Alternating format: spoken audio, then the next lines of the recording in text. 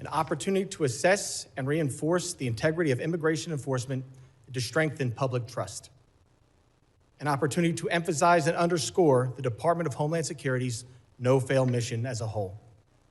My top priority as chairman is, and will always be, protecting America while ensuring the safety of law enforcement.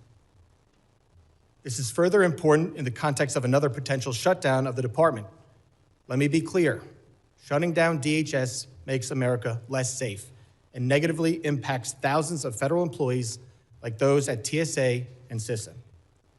The Department of Homeland Security is the nation's largest federal law enforcement agency. It is this committee's duty, regardless of administration, to conduct oversight. We need to examine how DHS components are enforcing the law and ensure they have the resources in place to do work safely, effectively, and properly. Last year, we provided historic resources through reconciliation to strengthen public safety and support for the Trump administration's unprecedented efforts to secure the border. This was the single largest investment in the domestic Homeland Security mission.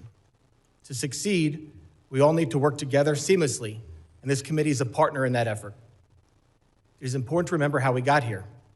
For years, we witnessed a blanket refusal to enforce the law, wide open borders, catch and release policies, and uncontrolled mass migration.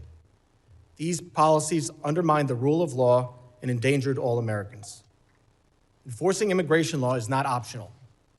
The Trump administration's record on border security is irrefutable. Nationwide border encounters last December decreased 91% compared to 2023. Apprehensions between ports of entry last December decreased 86% compared to 2024. And we ended last year with 8 consecutive months of 0 parole releases by Border Patrol. Further, thousands of criminal illegal aliens have been detained and deported. These actions make America safer and more secure. But the credibility of these successes is on the line. We must take the temperature down and look at the record of enforcement actions through rational eyes. We've seen a significant increase in violent rhetoric and agitation. We've seen a significant increase in attacks on federal law enforcement and in the number of threats facing them and their families. This committee highlighted the threat increases to law enforcement at an earlier hearing. We have seen state and local jurisdictions refuse to protect federal law enforcement officers. And obviously, we have now seen the deaths of 2 American citizens in Minnesota. This is all unacceptable and preventable. The safety of law enforcement and the communities they serve and protect must always come first. When officials or elected leaders rush to conclusions about law enforcement or their fellow Americans, public trust suffers. There must be complete and impartial investigation. I expect each of our witnesses to keep this committee fully informed as the investigations run their course, and I will ensure this happens. While these investigations are ongoing, officials and elected leaders cannot rush to judgment. I cannot put myself in the shoes of law enforcement, nor can I imagine what the families of Ms. Good and Mr. Preddy are enduring today. Public trust and public safety go hand in hand. We cannot have one without the other. I am encouraged to see that President Trump sent Border Czar Tom Homan and Commissioner Scott to Minnesota to work with Governor Walz, Mayor Frey, and other local leaders. I sincerely hope this dialogue continues. This should stand as an example of cooperation to anyone who continues to incentivize reckless behavior in our streets, unlawfully impede law enforcement operations, or disparage their fellow citizens. State and local officials should be partners, not obstacles when it comes to public safety. And federal officials should keep in mind that this kind of partnership is a two-way street. Everyone should have the same goal of keeping America safe. Transparency and communication are needed now more than ever. The department's no-fail mission hangs in the balance. A rule-based order is not one-sided. Enforcing immigration law and defending all Americans' constitutional rights, including the rights to peacefully protest, bear arms, and privacy, are not mutually exclusive. I want to thank Secretary Noem for making these witnesses rapidly available, and again, thank the 3 of you for being here today. As Border Czar Homan recently said, you can't fix problems if you don't have discussions. I hope we can have a positive, civil, and productive discussion today. Only together can we make our communities stronger and the homeland safer for the future of all Americans. I now recognize the ranking member, the gentleman from Mississippi, Mr. Thompson, for his opening statement. Thank you very much, Mr. Chairman. Good morning to all of you who are here. Thank you for calling this hearing today. This important hearing has drawn a great deal of interest and attention, and many of my colleagues who represent the border city of El Paso and who have been leader on border security, Veronica Escobar, has joined us today and would like to ask questions of our witnesses. So, Mr. Chairman, I ask unanimous consent that the gentlewoman from Texas, Ms. Escobar, be permitted to sit with the committee and question today's witnesses as we have afforded that to other individuals in past hearings. Well, I thank the gentlewoman for their interest in today's important hearing. As I previously informed, both the majority and minority committee will not be entertaining off-committee member requests. Therefore, I object. Well, your objection is noted, Mr. Chairman, but I would, for the record, want to say that it's highly unusual that a member of Congress sitting with as much impact on immigration as her area is not afforded that courtesy. But you're the chairman, and that's your prerogative, as if it would be anyone else's. As the ranking member knows, we had many requests. This is a very important hearing. It is my duty to keep the wheels on this hearing and get actual answers on the record. I thank the gentlelady's interest. We had a lot of members who were interested in being here today, which is why we thought it would be best just to keep it for members of the committee. These gentlemen have repeatedly testified before many committees at the Capitol, and I'm sure other members will get the opportunity to do the same questioning. This is the Committee on Homeland Security. We had previously said we would not waive on members specifically for this hearing, and we're going to stick by that rule today. Thank you very much, Mr. Chair. May I say to Ms. Escobar, if there are questions you would like to have asked of these witnesses, if you will provide those questions to me or any other member of the committee, we'll be more than happy to transmit them. Thank you so much.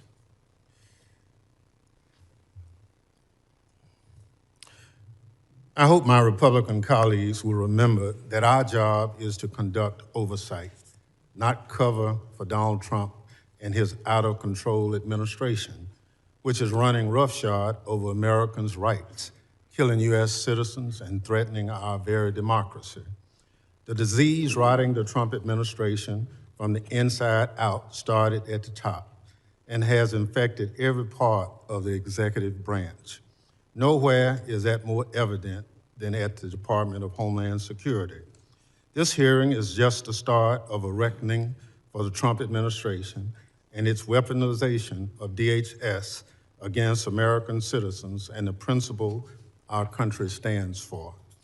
DHS, led by Secretary Kristi Noem, must be held accountable for its lawlessness immigration operation.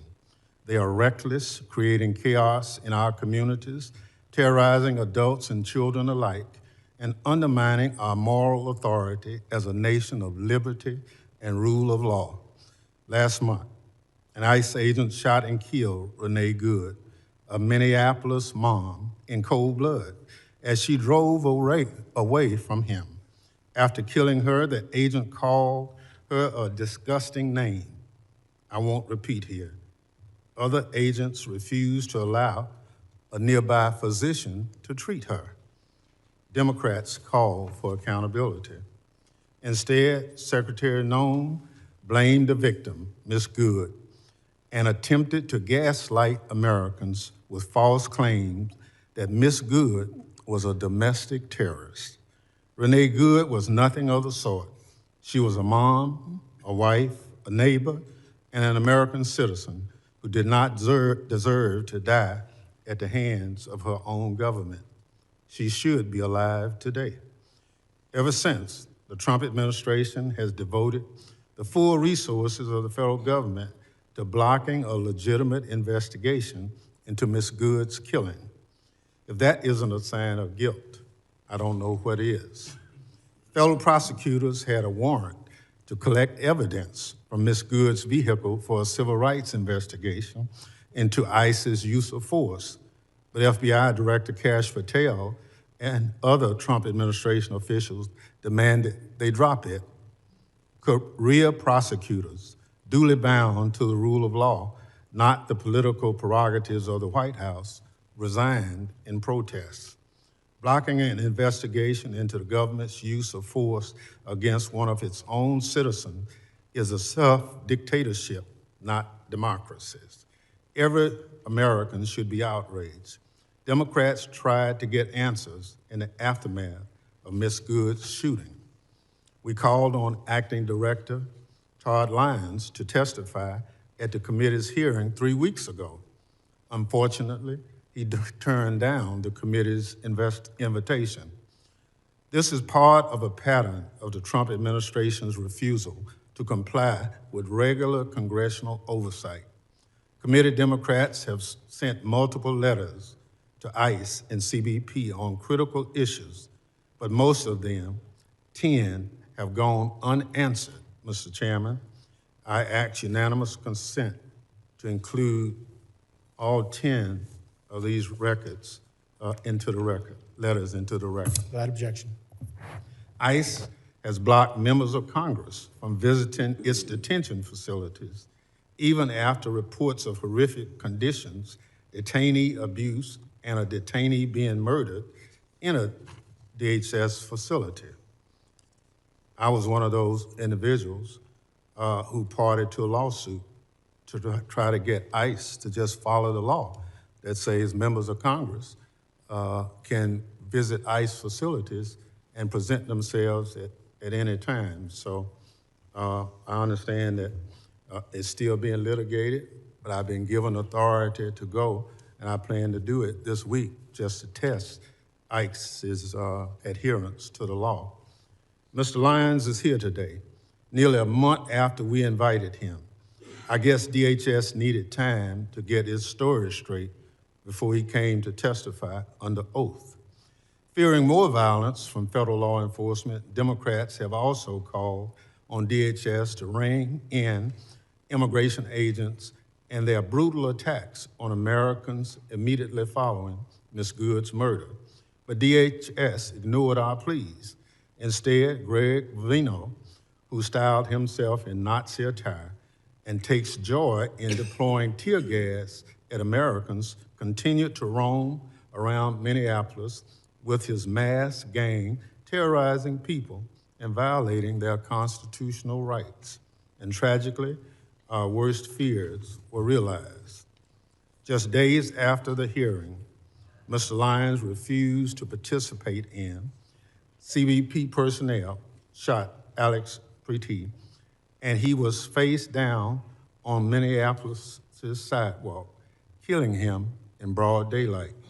In the video of the incident, a DHS agent can be seen cheering Mr. Preety's death. Americans watched the video in horror. Yet once again, Secretary Nome gaslit the public, made up a demonstrably false story about Mr. Preety and blamed the victim for his own death. Mr. Preety was a law-abiding U.S. citizen and a VA nurse who dedicated his career to caring for our veterans. Mr. Chairman, at our last month hearing, I asked for a moment of silence in the memory of Renee Good. Today, with great sadness about another American killed at the hands of DHS, I ask that the committee observe a moment of silence in honor of Alex Preety.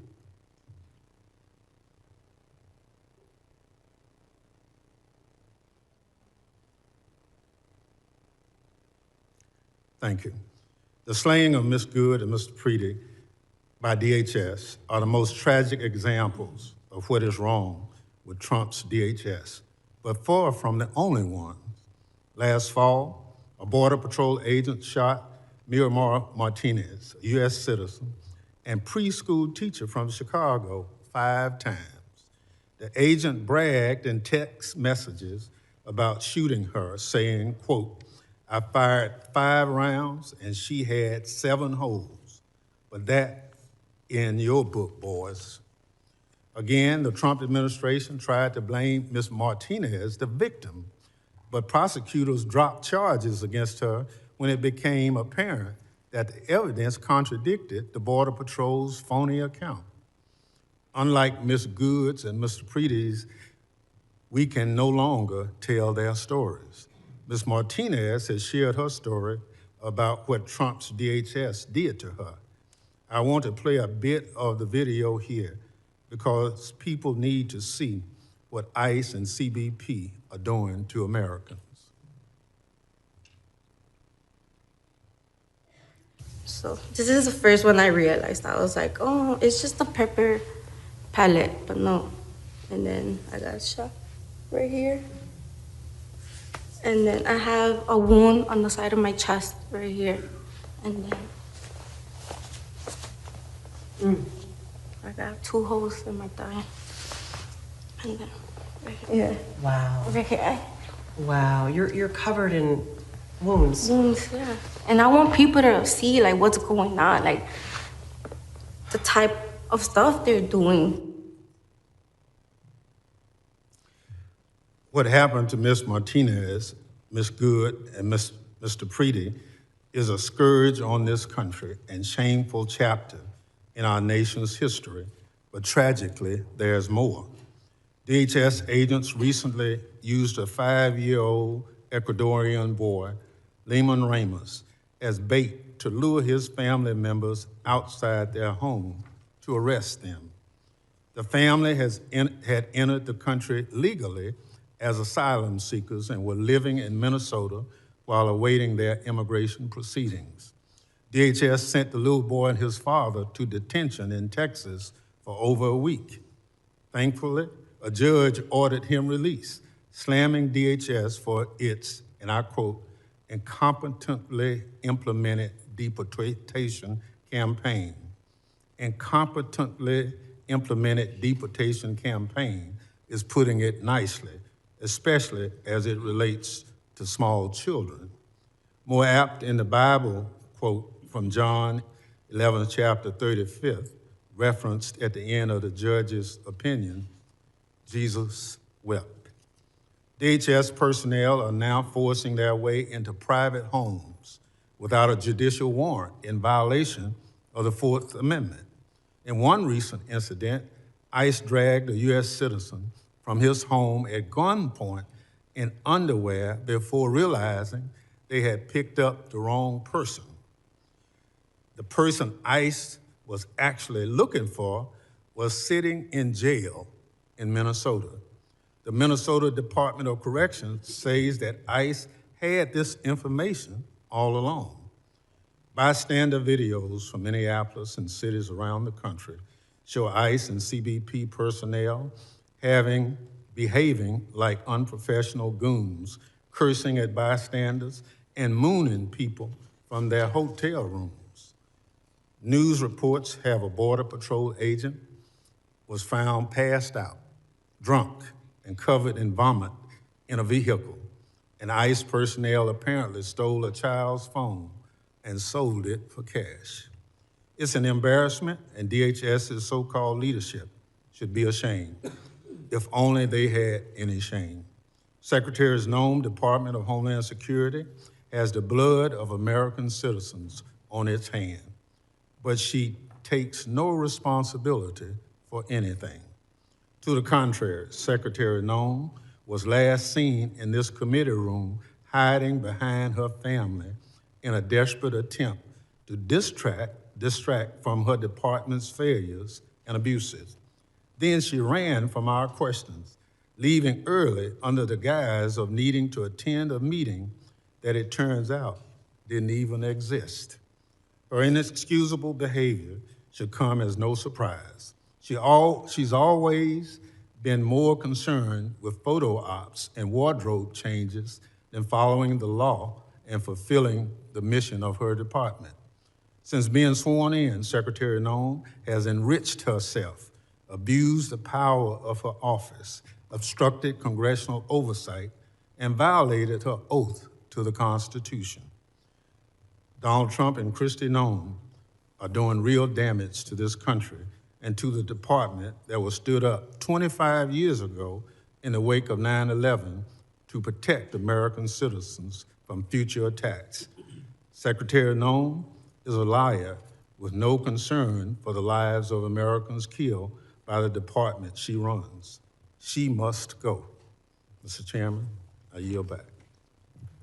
The gentleman yields back. Other members of the committee are reminded that opening statements may be submitted for the record. I would now like to formally introduce our witnesses. First is Mr. Rodney Scott. Mr. Scott is Commissioner of U.S. Customs and Border Protection. After decades of service at CBP, including a stint as Chief Border Patrol, he has served as a Senate-confirmed commissioner since June of 2025. Second is Mr. Joseph Edlow. Mr. Edlow is Director of Citizenship and Immigration Services. Director Edlow has served in numerous legal roles across the executive branch in Congress, including Chief Counsel to USCIS. Mr. Edlow has served as a Senate-confirmed Director since July 2025. Third is Mr. Todd Lyons. Mr. Lyons is the Acting Director of Immigration and Customs Enforcement. Acting Director Lyons began his federal service in the U.S. Air Force in 1993 and joined ICE as an agent in 2007. Mr. Lyons moved up the ranks and has served as Acting Director since March of 2025. Thank all the witnesses for being here today. Pursuant to Committee Rule 8C, I ask that the witnesses please rise and raise their right hand.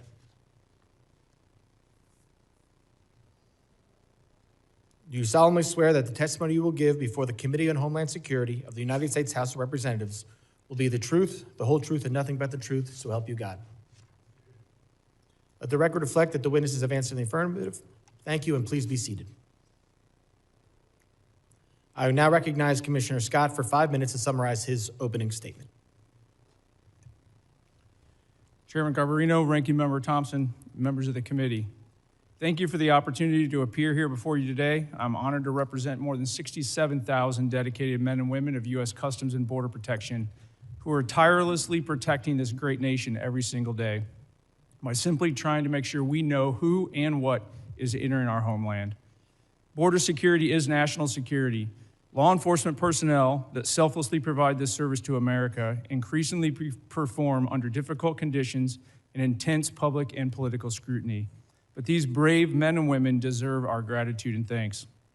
It's my privilege to be here today joining my colleagues from Immigration and Customs Enforcement and Citizenship and Immigration Services. Our agencies work in partnership to secure the homeland and uphold the integrity of our immigration system. CBP has spent the last year rebuilding what was an intentionally broken border. As I informed Congress in 2021 and again in 2023, the open border policies of the Biden administration all but eliminated any meaningful border. And it replaced it with a porous geographic line defined by record high encounters with illegal aliens, overwhelmed facilities, and a workforce that was stretched so far beyond their capabilities that hostile nations and the cartels exploited our border at will.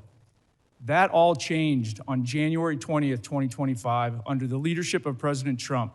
We have now implemented effective policies, established unified priorities and objectives across all federal departments, and empowered our workforce to do their jobs by simply enforcing the laws that already exist. We have imposed consequences for those who break our laws, the laws that this body enacted. And today, the United States, because of these efforts, enjoys the most secure border in our nation's history. But this progress did not happen by accident. It's a result of a comprehensive approach to border security. We ended catch and release, we prioritized detention and removal authorities, and we sent a clear message that illegal entry into the United States will not be tolerated. And the numbers speak for themselves. We have achieved record low illegal crossings between ports of entry. Border Patrol apprehensions along the southwest border totaled over 90,000 for the entire year. That's a number that used to represent a single month under the Biden administration. Daily encounters have dropped by 95%, averaging about 250 per day, compared to 5,000 a day during the Biden administration. Our increased enforcement also resulted in the seizure of over 617,000 pounds of illicit narcotics. That's nationwide, an 8% increase over the prior year. This included nearly 11,000 pounds of fentanyl and more than 186,000 pounds of methamphetamines. This is what having a secure border looks like. None of this would have been possible, though, without the vision and leadership of President Trump and the historic investments made in border security. The One Big Beautiful Bill, a $65 billion investment, is enabling CBP to modernize border infrastructure, deploy additional advanced technology, and to grow our workforce. Since January 2025, CBP is building Smart Wall at record levels. We're installing high-tech attributes where the Biden administration had shut it off. We're installing water barriers along the Rio Grande River, which denies criminals access to these routes. But that is not all. We're investing in technology at our ports of entry, non-intrusive inspection equipment, biometrics, and advanced surveillance to improve our ability to know what's coming into this country, the land, air, and sea, at and between the ports of entry. CBP's workforce is without a doubt the greatest asset that we have. The One Big Beautiful Bill is investing historic amounts of money in recruitment, hiring, and retention and training to ensure that we have the most highly qualified and capable law enforcement professionals securing our border. Due to the collaboration across all federal departments, the resultant record low encounters, CBP has been able to surge resources to support ICE's targeted enforcement operations across the nation. CBP is integrated with ICE and other partners to identify and remove dangerous criminals and others who remain in the country illegally. As recent events have demonstrated, though, our officers and agents are increasingly facing an unprecedented level of aggressive interference and intimidation when executing the laws that you have asked them to enforce. These attacks on federal law enforcement personnel are coordinated and well-funded. This is not peaceful protest. No law enforcement officer should be put at personal risk simply for doing the job that we have asked them to do. I thank you for your continued support of CBP's mission, and I look forward to answering your questions today. Thank you, Commissioner. I now recognize Director Edlow for 5 minutes to summarize his opening statement. Thank you, Mr. Chairman. Chairman Garbarino, Ranking Member Thompson, and members of the committee. It is an honor to speak to you about the priorities and progress of U.S. Citizenship and Immigration Services. I'm grateful for your partnership as we work together to uphold the rule of law, protect our citizens, and safeguard our homeland. Let me begin by expressing my appreciation to President Trump for his trust in me and to Secretary Noem for her leadership at the Department of Homeland Security. I'm proud to serve alongside a workforce that's deeply committed to advancing the President's agenda, protecting our communities, and restoring integrity to America's legal immigration system. As Director of U.S. Citizenship and Immigration Services, my vision has been straightforward and clear. Restore accountability to our immigration system and ensure that it serves the interests of the American people first and foremost. Today, I want to highlight some of our most significant accomplishments: ending the exploitation of immigration programs, putting American workers first, protecting our communities from public safety threats, protecting national security, and combating immigration fraud. Fraud isn't just a paperwork issue. It's a national security and public safety concern. Often those who wish to do us harm exploit weaknesses in our system. Over the past year, USCIS has made nearly 33,000 fraud referrals to law enforcement, a 138% increase over previous years. We conducted thousands of site visits to homes and workplaces and thousands of social media checks to ensure aliens aren't espousing anti-American sentiment. Moreover, our fraud detection and national security team completed over 21,000 investigations, identifying fraud in approximately 65% of those cases. In Operation Twin Shield in Minneapolis-St. Paul back in the fall, we uncovered marriage fraud, visa misuse, and student visa abuses, leading to denials of immigration benefits, arrests, and removal proceedings. This work led to Operation Paris, where we continue re-examining thousands of refugee cases in Minnesota, conducting thorough background checks and in-person reviews. We've also strengthened our vetting policies. If someone falsely claims U.S. citizenship to get a public benefit or try to vote, we hold them accountable through denial of citizenship or loss of immigration status. We've tightened screening to determine whether claimed marriages and family relationships are legitimate. And we've changed regulations to employment authorization is no longer automatically extended. Now we require more frequent renewals so that we can vet aliens more frequently and ensure that they deserve to remain in the country. Additionally, we've taken action to end the exploitation of immigration programs. Mass humanitarian parole programs were being abused by the prior administration. So we've restored them to Congress's original intent, allowing those benefits on a case-by-case basis. Secretary Noem also ended decades of temporary protected status for several countries, returning the program to what Congress intended: temporary protection, not permanent status in the United States. Moreover, this administration is doing more to ensure the integrity of our elections. We enhanced the SAVE program so states can verify citizenship of those on their voter rolls more effectively. Since January 2025, we've processed over 58 million queries, and 27 states are participating. Additionally, federal agencies ran nearly 206 million SAVE queries last year to identify fraud and preserve public assistance benefits for lawful U.S. residents and citizens. We're also putting American taxpayers and communities and workers first. We affirmed that aliens should be self-reliant, not dependent on public assistance, and that their sponsors are liable for the cost of public benefits that they access. The Department of Homeland Security is also working to rescind the 2022 public charge rule, restoring our discretion to determine if an alien will rely on government assistance. We've proposed protecting American jobs by prioritizing H-1B visas for higher skilled, higher paid workers so that companies can't use those visas merely as a way to get cheaper non-citizen labor. We've also streamlined agricultural visa processing to better support American farmers. A major milestone was implementing the One Big Beautiful Bill, which added new fees for certain immigration processes. USCIS collects those fees, but only retains a small amount of the money, while the rest goes to other agencies and deficit reduction. Finally, protecting the American people is at the heart of everything we do. After the attack on 2 brave service members of the National Guard last November, Secretary Noem directed us to review immigration benefits for aliens from high-risk countries. In closing, U.S. Citizenship and Immigration Services is restoring integrity, accountability, and security to America's legal immigration system. These accomplishments reflect the dedication of our workforce and the transformative leadership of President Trump and Secretary Noem, both of whom have allowed USCIS to do the job it was created by Congress to do. We stand ready to continue working with Congress to protect the homeland and uphold the rule of law.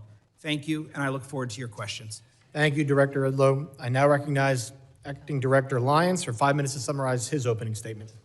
Good morning.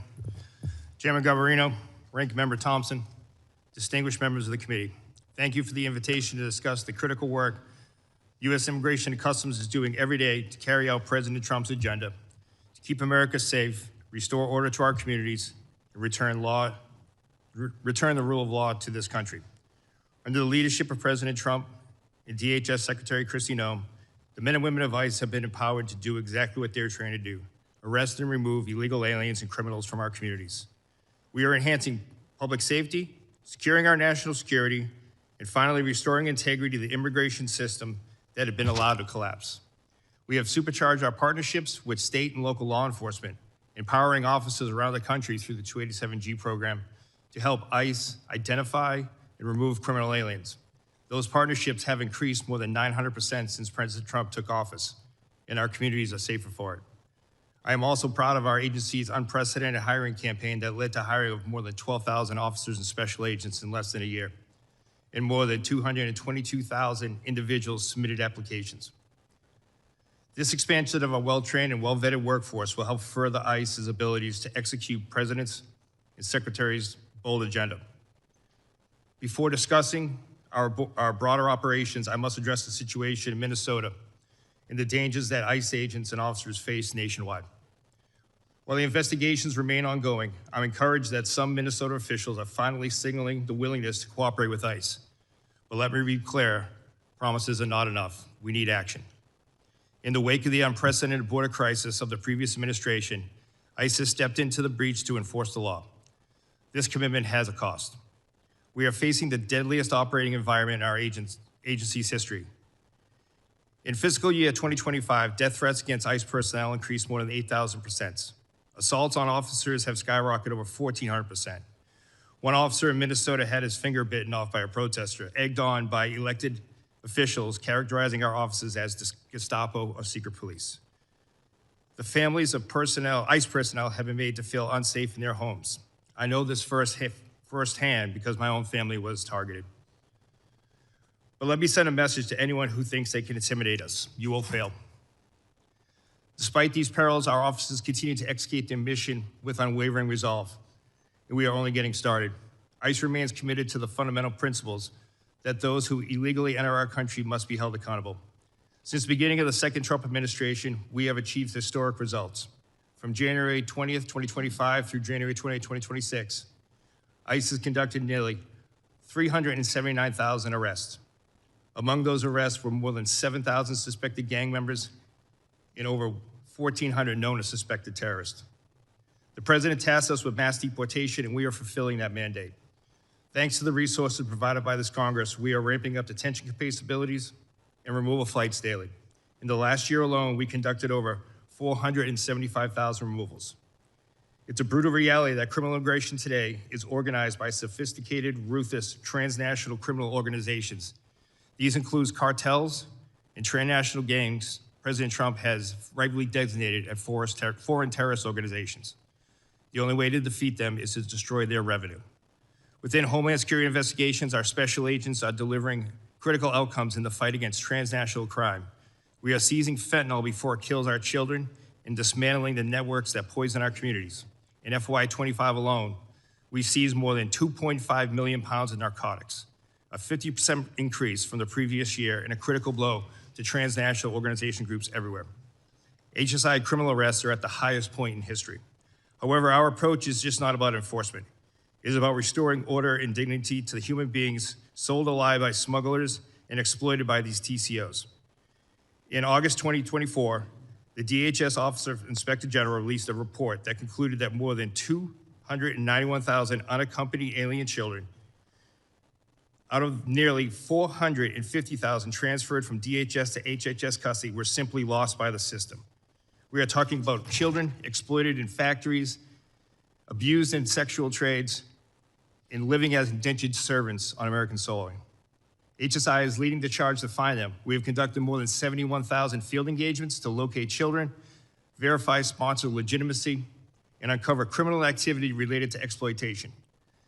Since February 2025, ICE has arrested more than 500 criminal sponsors of these offenses, including sexual exploitation and forced labor, dismantled more than 2,400 human smuggling operations, and along with our federal partners, located more than 145,000 children.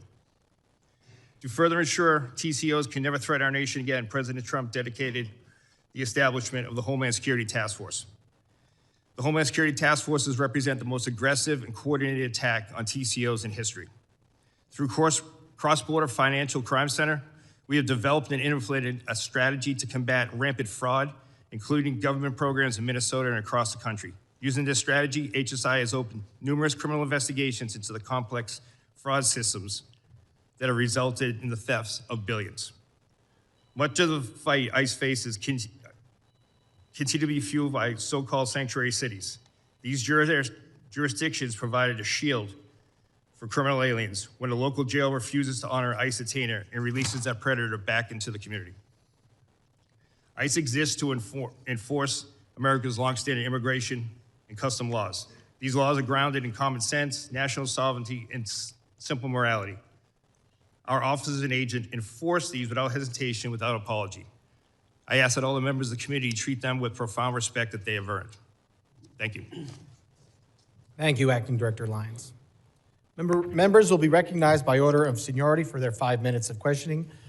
As we have when Secretary Noem was here, we're going to limit it to the 5-minute rule. I'm going to be strict on that for both sides. So do not be surprised if you go over, I gavel you down.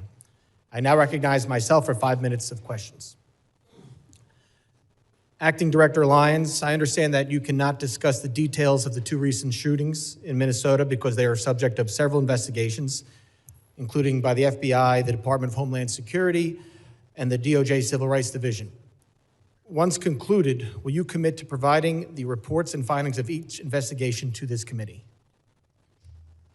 Yes, Mr. Chairman, we're fully committed to give you the full and unabridged investigation and the outcome. Thank you. Commissioner Scott, can the committee have the same commitment from you? Yes, sir. Thank you both. Commissioner Scott and Acting Director Lyons, following this hearing in writing, I'd like to know what is the standard operating procedure for each of your agencies for an investigation when deadly force is used. Currently, Acting Director Lyons, are those procedures being followed for the 2 uses of deadly force in Minneapolis this past January? Yes, Mr. Chairman. Were those, and Commissioner Scott, Yes, sir, they are. were the standard procedures followed from the beginning? Mr. Lyons? Yes, sir, they were.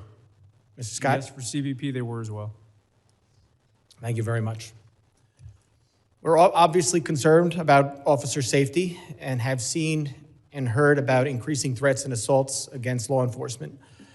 Director Lyons, are your officers trained regarding the difference between a protected protest and what is unlawfully impeding law enforcement? Yes, sir. Deportation officers and special agents are taught at the Federal Law Enforcement Training Center. They are taught in defensive tactics, personal safety, but as well as laws to include First, Second, Fourth, Fifth, 10th, 14th Amendment.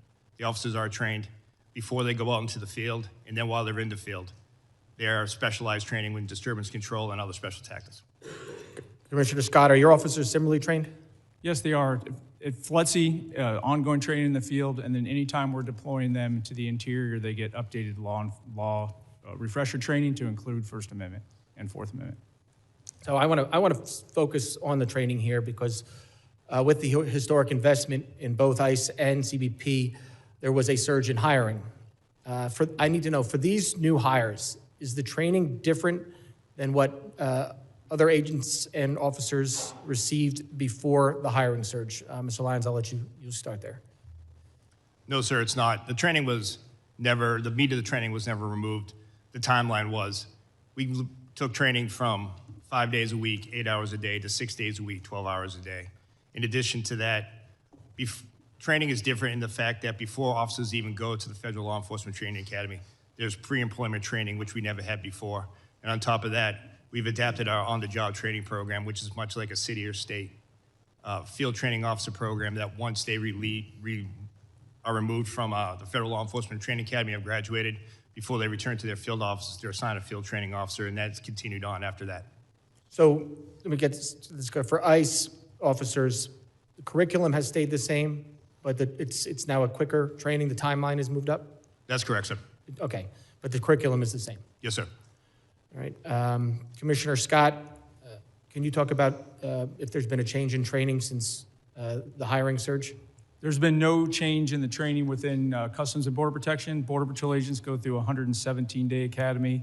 The CBP officers go through a 103-day academy. That's actually training days. There's been no changes to that. So the only change that has been made is in our quarterly training. We've added scenarios based on what we most likely think they will encounter in the field.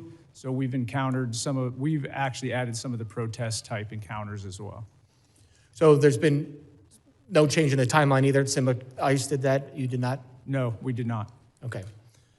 And while this is nothing, because this is my last question, I'm sure. While understanding they are not suitable for every occasion, there's been a lot of talk about the use of deadly force.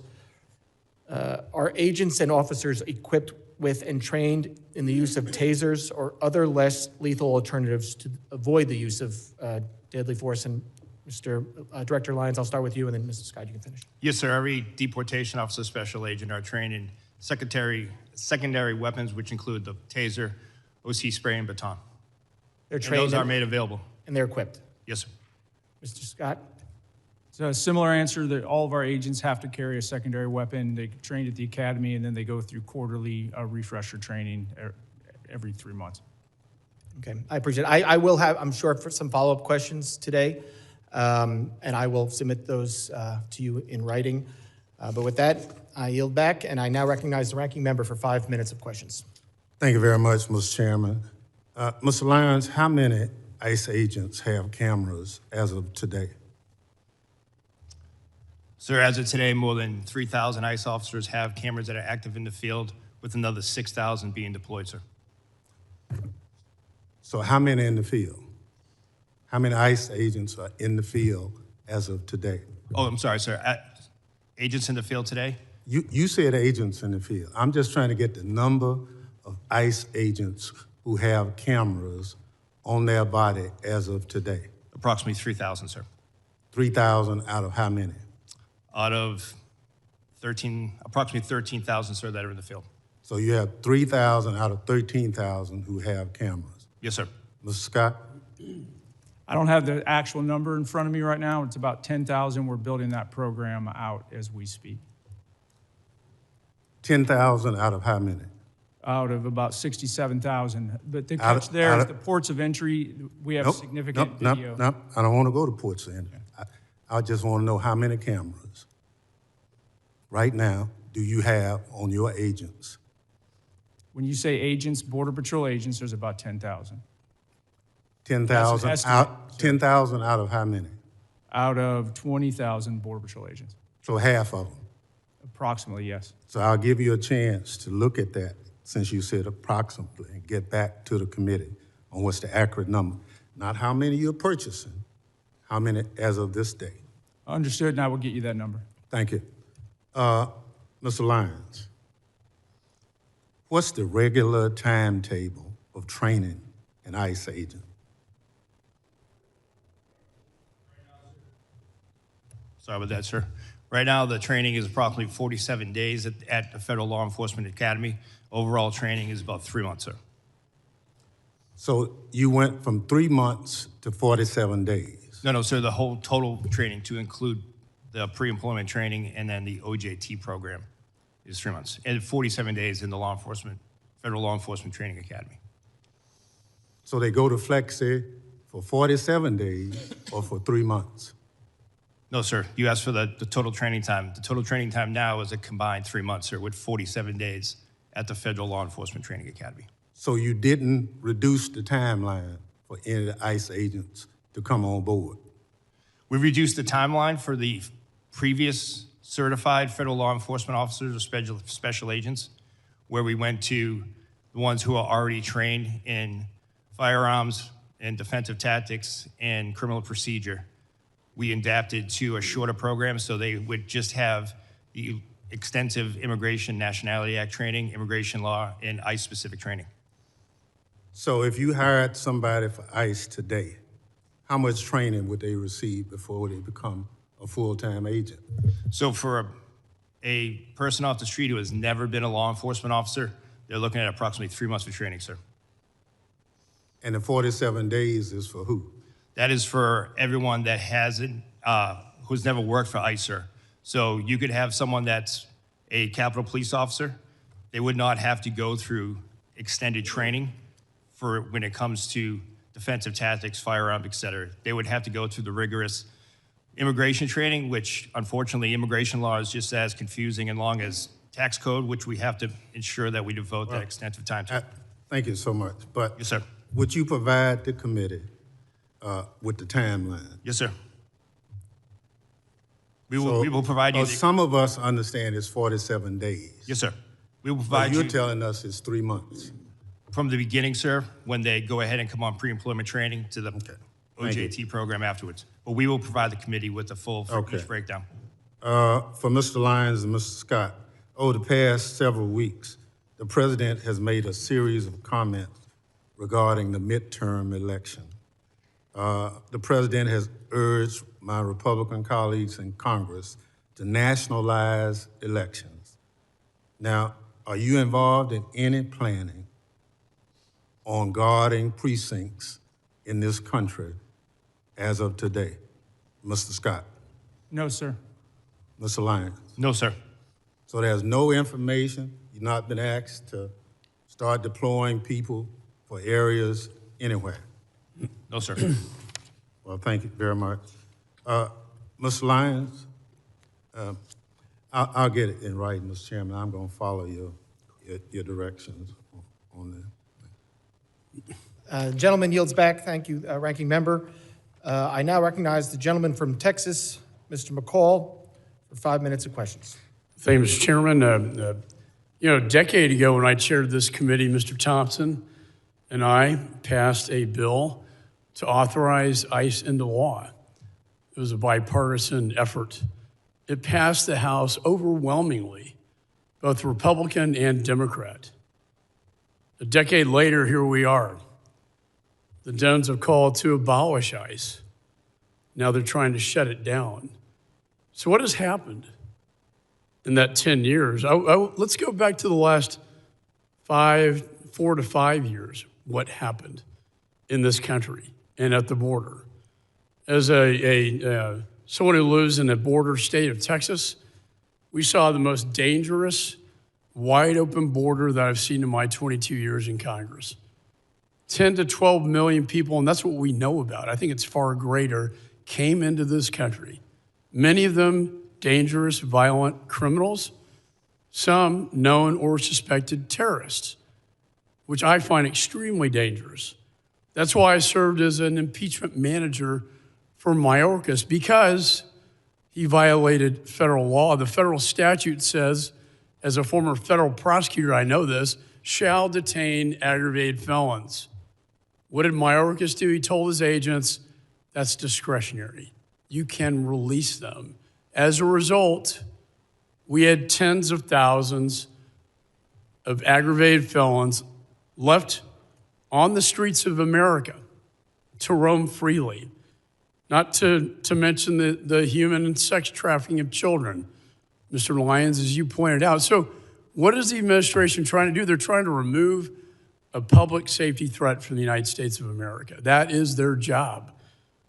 Restoring public safety should be the number one priority. And one of the problems here, as I examine it, is that Minnesota, Minneapolis in particular, is a sanctuary city. What does that mean? That means that it's a magnet for illegal. They're protected under the current situation because state and locals will not cooperate with federal law enforcement. In fact, Mr. Lyons, is it not true that they were not honoring ICE detainers that were put on dangerous felons in prison so that you could remove them from the United States?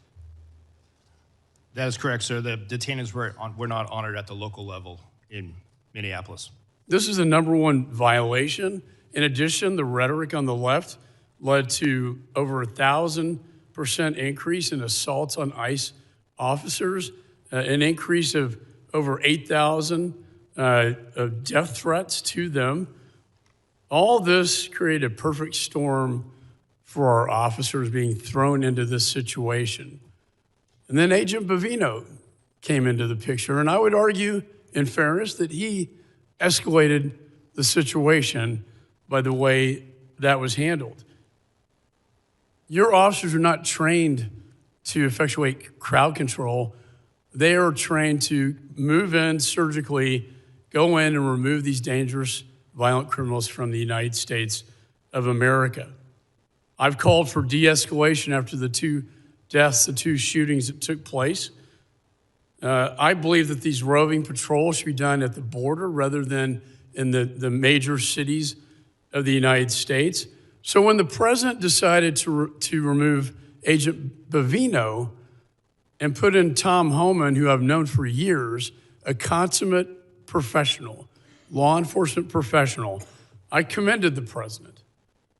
And what has been done since Mr. Homan came into the job? We now have targeted law enforcement operations. He is returning to the original mission of ICE.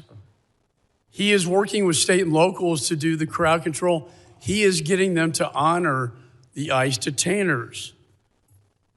He is also getting the body cameras put on them. And the roving patrols, in his words to me, should be done at the border, not in major cities. My question to you, Mr. Lyons, is Mr. Homan now, are his operations in Minneapolis now bringing the situation under control? So we've seen a de-escalation in the fact that the protests, while they still go on, have subsided, and ICE has been allowed to do their targeted, intelligence-driven enforcement operation. Just the other night, local authorities arrested 54 protesters at the local level where ICE officers did not have to be engaged in that. My final question to you, do you believe the model that Mr. Homan is now setting in Minneapolis should be a model for the nation? Gentleman's time is If expired. I could allow the witness to answer. I understand that, but I'm holding I'd it like to on the 5 minutes. record an answer, Mr. Chairman. Do you agree that Mr. Homan's model is one for the nation? Gentleman's time is expired. Yes or no? I now recognize the gentleman from California, Mr. Swalwell, for 5 minutes. A couple nights ago, I met with a woman who works as a cashier at a grocery store, and I told her I was coming to see you, Mr. Lyons, and she said, will you ask him, and she didn't want to give her name. She was terrified to give her name.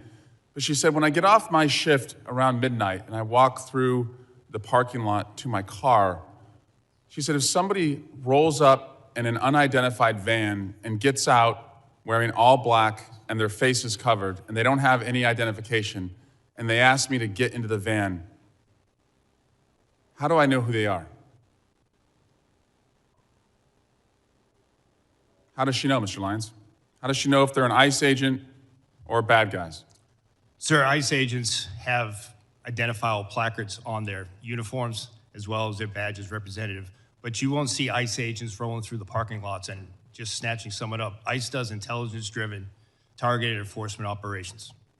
Well, Mr. Homan and others have said that they target individuals based on the color of their skin and the accents that they speak, and that's why people are running through the fields and factories where they work. Director Lyons, last year you said in Phoenix at the Border Security Expo that you wanted to see a deportation process that was like, quote, Amazon Prime, but with human beings. Mr. Lyons, how many times has Amazon Prime shot a mom 3 times in the face? None, sir, but you're also... It's the square root of 0, that's right. Yes, sir. Yeah, but if we're gonna go down that route of my comment, I did say that comment.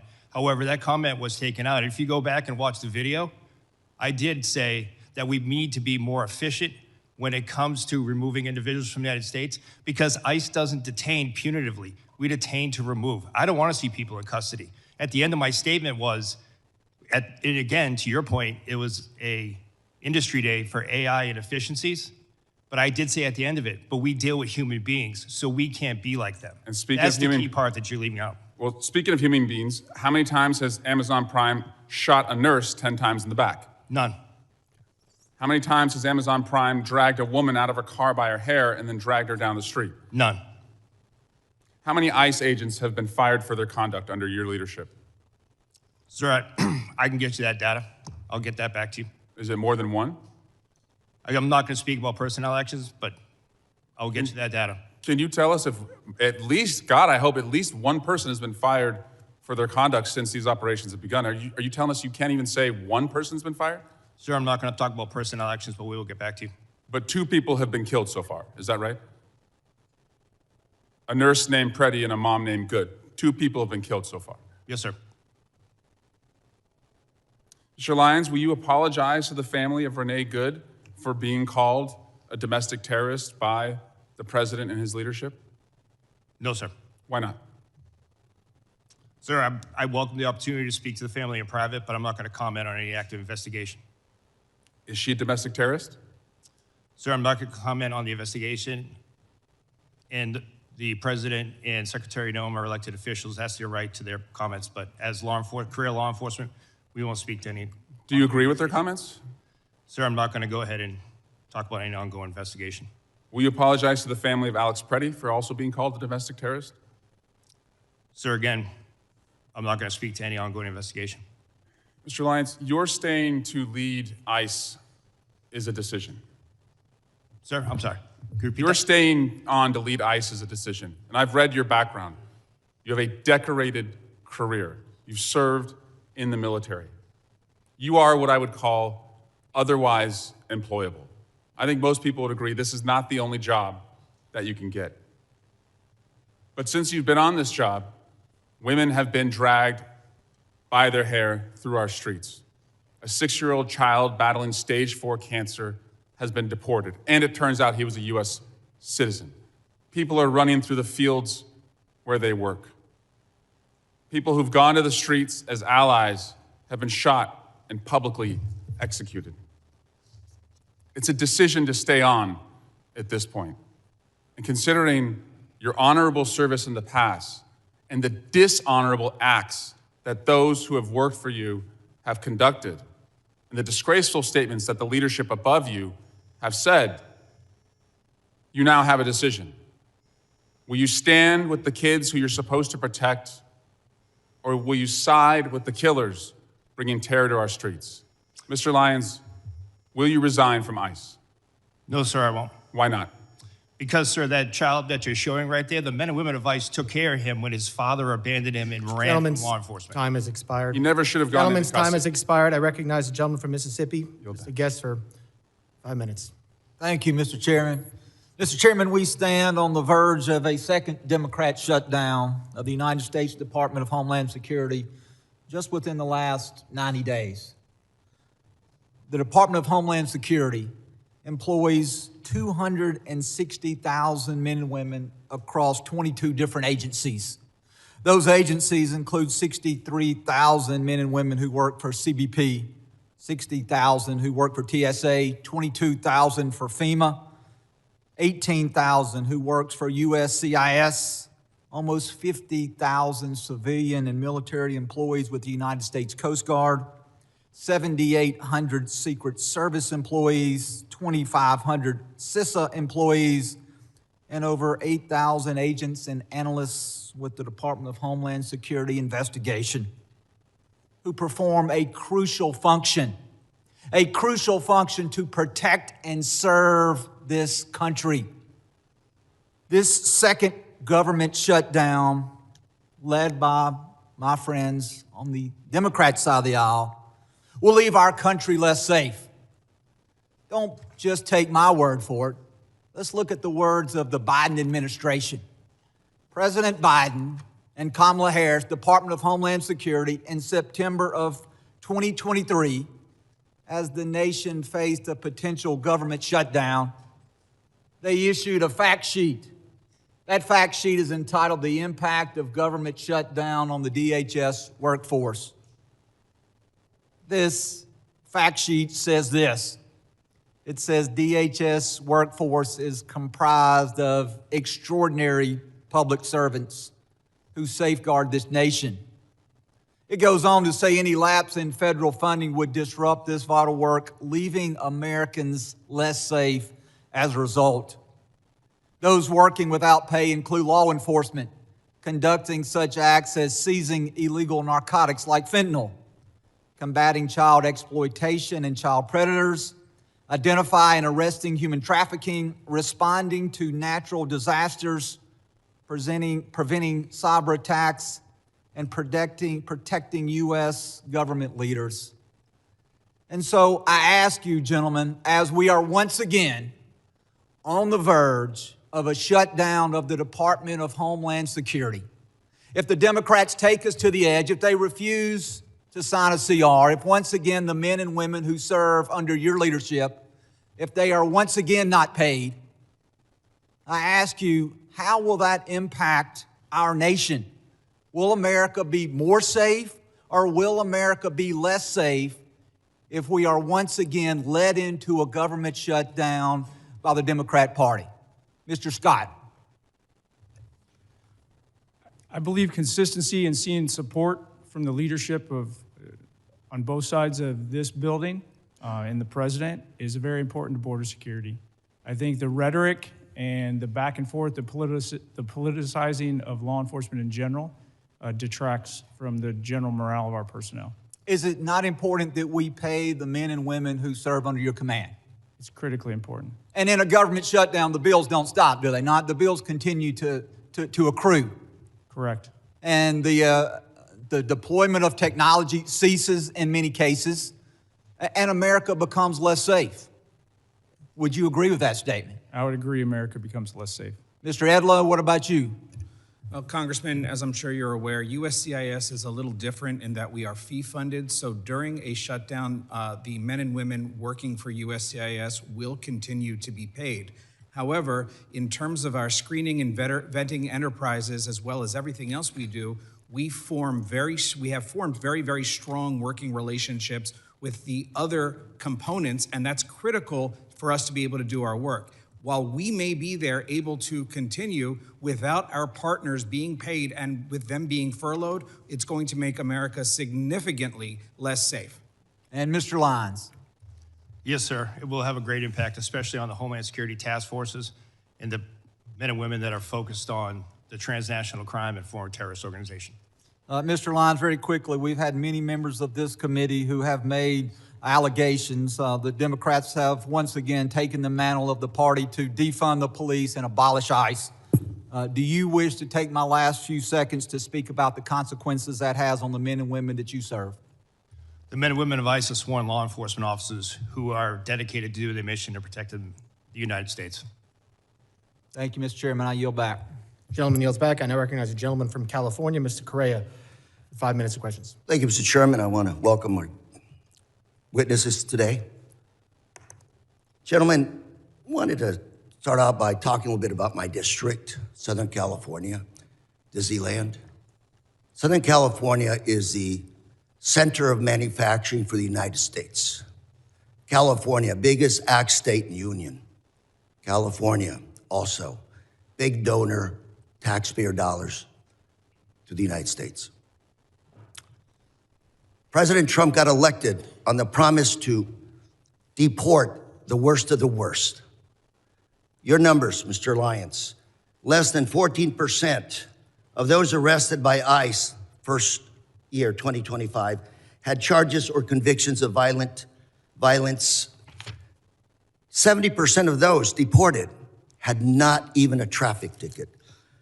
Mr. Lyons, I think we're all patriots, but I'm trying to figure out how, this is a question to you, sir, how deporting a nanny makes our nation safer, stronger, how trying to deport the father of 3 Marines make this country stronger, how deporting the parents of a number of Marines at Camp Pendleton makes this nation stronger. Sir, thank you for your welcome, first off. Just to address your, the numbers with the 14%, sir, that's 14% that are listed as violent criminal felonies.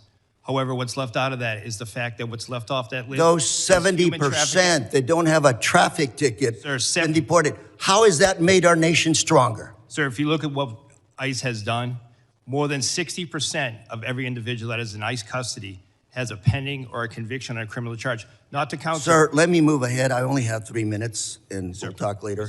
Let's talk about American citizens. Again, back home. Young people asking me, what do I have to carry with me so I won't be deported? Is, Mr. Lyons, carrying a passport, is that enough so they won't be detained or deported in my district? Sir, an American citizen shouldn't carry or shouldn't feel the need to carry. Let me tell you what some of your ICE agents have done. They pulled over a gentleman in a pickup truck, showed his passport, they threw it to the side, detained him. What do we have to do to show that we're American citizens? Sir, no American citizen falls under Title VIII. No American citizen will be arrested for being an American citizen. But you just said to my colleague that nobody has been fired because of violations of the law for disciplinary actions, yet this is happening in my district. Mr. Lyons, we're a very boring district. We work hard, mind our own business. ICE in our streets now. People are terrorized. American citizens. Number of cases of Americans being detained, being taken in, some being held for 5 days. Sir, what do we do with those people in that situation? What do we tell them? Sir, I don't know of any particular case that you're speaking of American citizen being held. I'm more than happy to provide you a list, sir. 100%, sir. So let me ask you, sir, are you surveilling U.S. citizens today? No, sir. Those people protesting, practicing this First Amendment right, photos of them, data taken, they're not being placed in any kind of a database? There is no database for protesters, sir. One of your officers in Maine said to one of the individuals protesting, we're going to put your face in a little database. What does that mean? Do you have a little database of Americans? No, sir, we don't. Then what do you think your ICE agent was doing to this individual when he said those statements? I can't speak for that individual, sir, but I can assure you there is no database that's tracking United States citizens. Sir, California, we're a sanctuary state. Does that cause you a problem picking up individuals? Yes, sir. I have with me today some data from Sheriff Barnes, Orange County Sheriff, very good friend. He's been here to testify numerous times. For 2025, he referred about 300 individuals for your office to pick up. 250 were picked up, 50 were never picked up. We had a long conversation saying, what is going on? If these are the worst of the worst, you've called ICE to pick them up and you didn't pick them up. Can you explain to us why you didn't pick up all these individuals that were referred to your office to pick up? Yes, sir.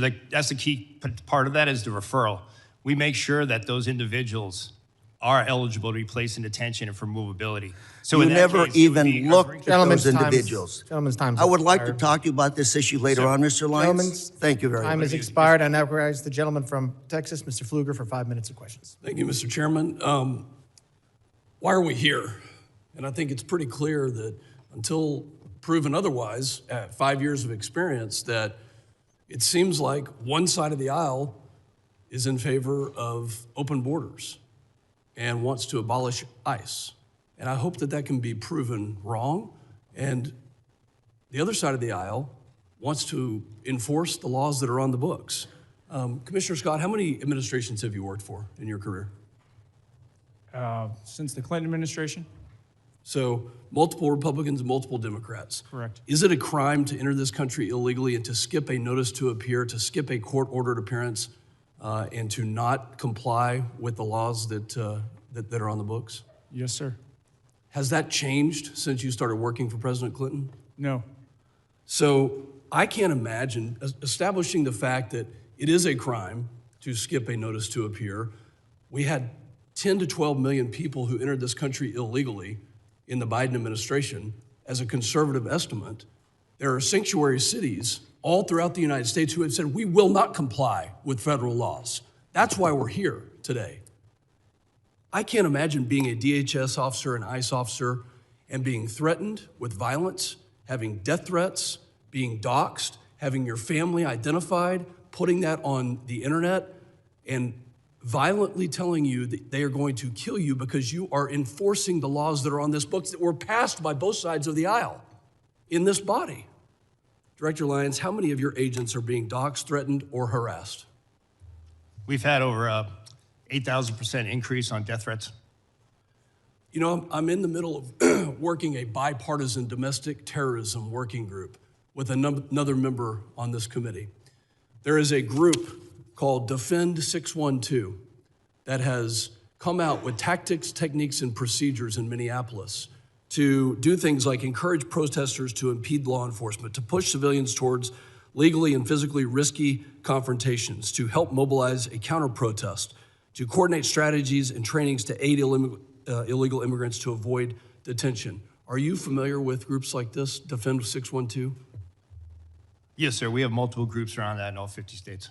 There's an article written by Christina Buttons, and I'd like unanimous consent to enter this into the record called Inside Minneapolis's ICE Watch Network. Chairman, I'd seek unanimous consent to enter. Without objection. This article talks about these tactics, techniques, and procedures that put your law enforcement agents and your agents at risk. What is different about Minneapolis? What kind of coordination have you received from the local police department that we don't see any of this in Texas? We've not seen, and there have been many ICE operations that have happened in Texas, but what's different from what you've seen in Minneapolis? Unfortunately, sir, in the beginning of the Minneapolis operation, we didn't see any cooperation at the state or the local level, whether it be from the Minneapolis Police Department or the Minnesota State Police, which led to ICE officers and agents, as well as our other federal partners, pretty much having to defend themselves from whatever impediment, riots, or protests. Were they told by local elected officials not to cooperate? Yes, sir. Is that because they're a sanctuary city? I'm assuming that's in what it is, part- sir, but I can't speak to the mind of those elected officials, but they were ordered not to stand down. How did it make you feel as somebody who carries out the laws that this body has passed when you hear the mayor of Minneapolis say, F ICE? Oh, sir, I mean, from a morale standpoint, it hurts us to the fact that for decades, and I've worked since President Bush, ICE has always been in Minneapolis. We've always been in every major city and state. So it wasn't like it was a brand new thing. We've always been doing immigration enforcement. So that's demoralizing. Commissioner Scott, are you separating families? No. Tell me about when you served President Obama. Has anything changed in the policy of deportation? And how many people did President Obama deport? I don't have that number in front of me. Policies and how things are enforced do change. The laws have not changed. I believe what you're referring to is literally when someone is arrested, whether it's on immigration or whether it's a normal criminal offense, and they have children, we don't necessarily prosecute the children. But when someone's deported, if they want to take their children with them, they have that right. We do not separate them. I hope that the other side of the aisle will read this article on Defend 612 and look at the tactics, techniques, and procedures. And if this is domestic terrorism, where we have a group that's on signal that is calling out agents and doing things to interrupt, intercede, and prevent law enforcement from carrying out the laws that this body passed, that you'll have the courage to call it domestic terrorism if it is that way. And I yield back. Gentleman yields back, and I now recognize the gentleman from Michigan, Mr. Panadar, for 5 minutes of questions. Thank you, Mr. Chairman, and good morning to our witnesses. Commissioner Scott, did the ICU nurse, Alex Preddy, deserve to die? I cannot comment on an ongoing investigation, sir. Do you believe that he deserved to die? Should he be killed by your agents? I'm not going to comment on an ongoing investigation, sir, before it's concluded and all the facts are available. Do you agree with CBP Commander Bovino's statement that Alex Preddy was planning to massacre law enforcement agents? I'm not going to comment on an ongoing investigation, sir. Director Lyons, did Renee Good deserve to die? Sir, I can't comment on ongoing investigations. Director Lyons, do you agree with Secretary Noem and Vice President Vance's characterization of Renee Good as a domestic terrorist? Sir, I can't speak to their comments as that they are their own, but as an ongoing investigation, I can't speak to that. Director Lyons, what did your agents mean when he said, "You raise your voice, I erase your voice"? In the video just that we have seen, all of us have seen. Sir, I'm not aware of that video that you have, sir. I can't comment on what that officer has said. Does that statement, if I show you the video of that, does that statement reflect the value of your agency? And does ICE respect and adhere to the First Amendment? Yes, sir, ICE does respect and refer to the First Amendment, but that doesn't respect, your statement that you said doesn't represent the values of the men and women of ICE. Commissioner Scott, does CBP respect and adhere to the First and Second Amendment? Yes, we do. Don't you agree that Alex Preddy had every right to exercise his First and Second Amendment freedoms before being shot in the streets by one of your agents? I believe that every person in the United States has a right to their constitutional rights. Look, I have heard and seen enough. I'm just sick and tired of your agents running around in our cities, in our streets, causing illegal activities. ICE and CBP thugs are roaming our streets, attacking our communities, using our children as bait, referring to people as bodies and numbers, targeting people for their accents and the color of their skin, and killing American citizens, all while showing zero remorse for their actions.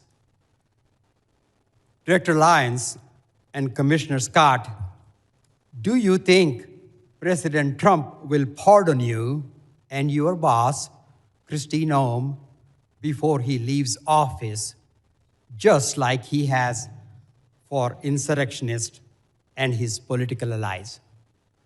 Do you believe President Trump will pardon you? Because, go ahead. I'm not going to speak on behalf of President Trump, but I'll tell you, I signed up for this job to protect America, and I'm very proud of the service that I provide, and I don't need a pardon from anybody. Well, you better hope so. You better hope you get been pardoned, because you will be held accountable for the absolute disregard of the law your agencies have shown over the past year. Your agencies have lost the trust of the American people, with millions taking to the streets to protect the illegal actions of your agencies. And that's why I introduced a bill in the United States Congress to abolish ICE.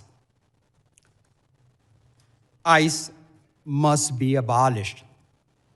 I also co-sponsored a bill to impeach Secretary Kristi Noem. And I believe Kristi Noem must be impeached. And this Congress must do everything in its power to carry out oversight actions against these rogues departments, including if Gentleman's necessary. time is expired. A witness has requested a break. Committee will recess for 5 minutes. Members of the audience will remain seated.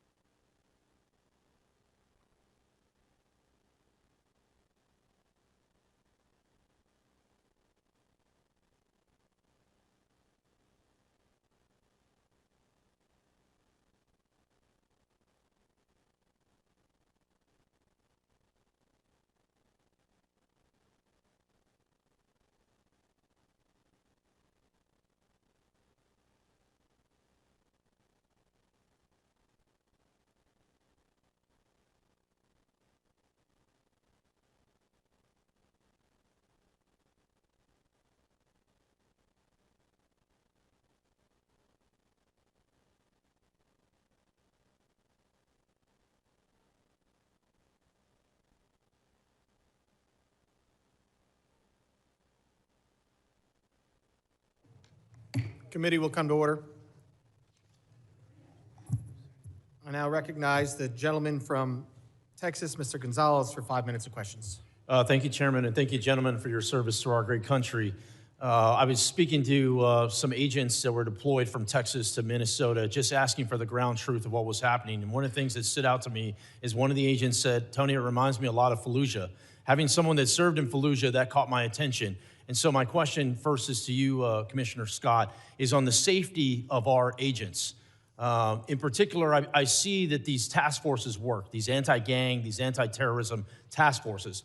But thinking of Fallujah reminds me of we were fighting a war that was the Persian Gulf when the world had changed.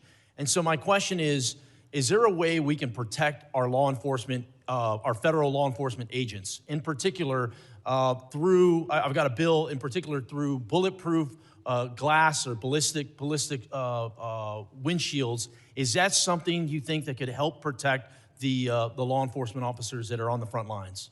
I think that can help protect the officers on the front lines, but it goes much farther than that because things have changed. So the tactical infrastructure at the border, the bulletproof vests, all of that helps tremendously, but we're fighting a different fight now. The reason you saw so many people surged into LA at one point and then now into Minneapolis was because we had to surge additional resources in to protect the ICE agents that were literally just going to try to make a lawful arrest. So we had to put in two teams, one to do the arrest and another one to deal with the protesters. Luckily, CBP, well, not luckily, unfortunately, CBP's had to build out this capability over the years because we had been dealing with increased protests at the border, mass incursions, so we trained our people how to do crowd control. But let's not miss the fact that we have coordinated, well-funded, and I think insurgencies or terrorist organizations, however you want to call it, literally trying to prevent legal laws from being enforced in the United States. That is a dramatic change. That's why we've had to shift. So we got to figure out how to protect our officers and agents more holistically. On social media, how do we keep them from being doxxed? When somebody goes to like did to Director Lyons, they follow his kid home and then have protests in his front yard and then put it out live on video. That needs to be a crime. I don't want to violate anybody's right to free speech, but going into your front yard and harassing your family just because you're a law enforcement officer, that should not be a protected action. The world has changed, and we need to change with it to make sure our federal law enforcement officers and their families are protected. My next question is for Director Lyons. Body cameras have been deployed in Minnesota. I think transparency helps regain public trust. Is there any plan to release any of the footage to the public?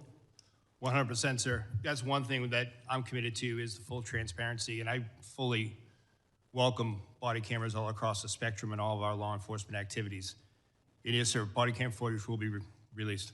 I agree with you completely. Everyone assumes this body camera footage is bad footage. So, in so many cases, it's the exact opposite. And we get a show from the officer's lens what exactly they're dealing with on a daily basis, not just a 15-second clip we see on TikTok or whatever it may be. I'm very pleased to hear the releasing of more public footage.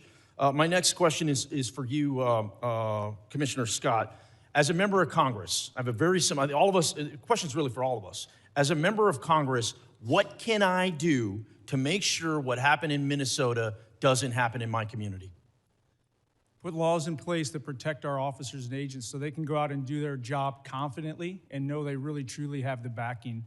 And then, I gotta plug it, actually fund the programs. So when body cameras got rolled out to CBP, the technical capability of the camera got rolled out, but the funding for the personnel to support the programs and the data, that can drain basically all your other operations. So fund the entire program so that we can be transparent and that we can make sure America knows what we're doing because that trust is critically important.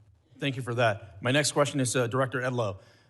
Too many times we talk about the enforcement side, which I think is very important. We see the millions of criminal aliens that are loose in our country. We got to go out there and keep our community safe.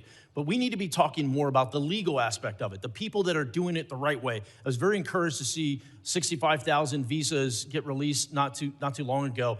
The question I have is, what are the details? What is the timeline behind that? What is the purpose of those? Can you specifically speak to the legal visa process?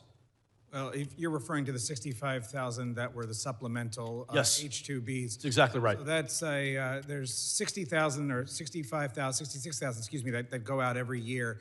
at 2 times in the year, and then Congress has, for many, many years, given the department the authority through the secretary to increase that based on the needs of the country.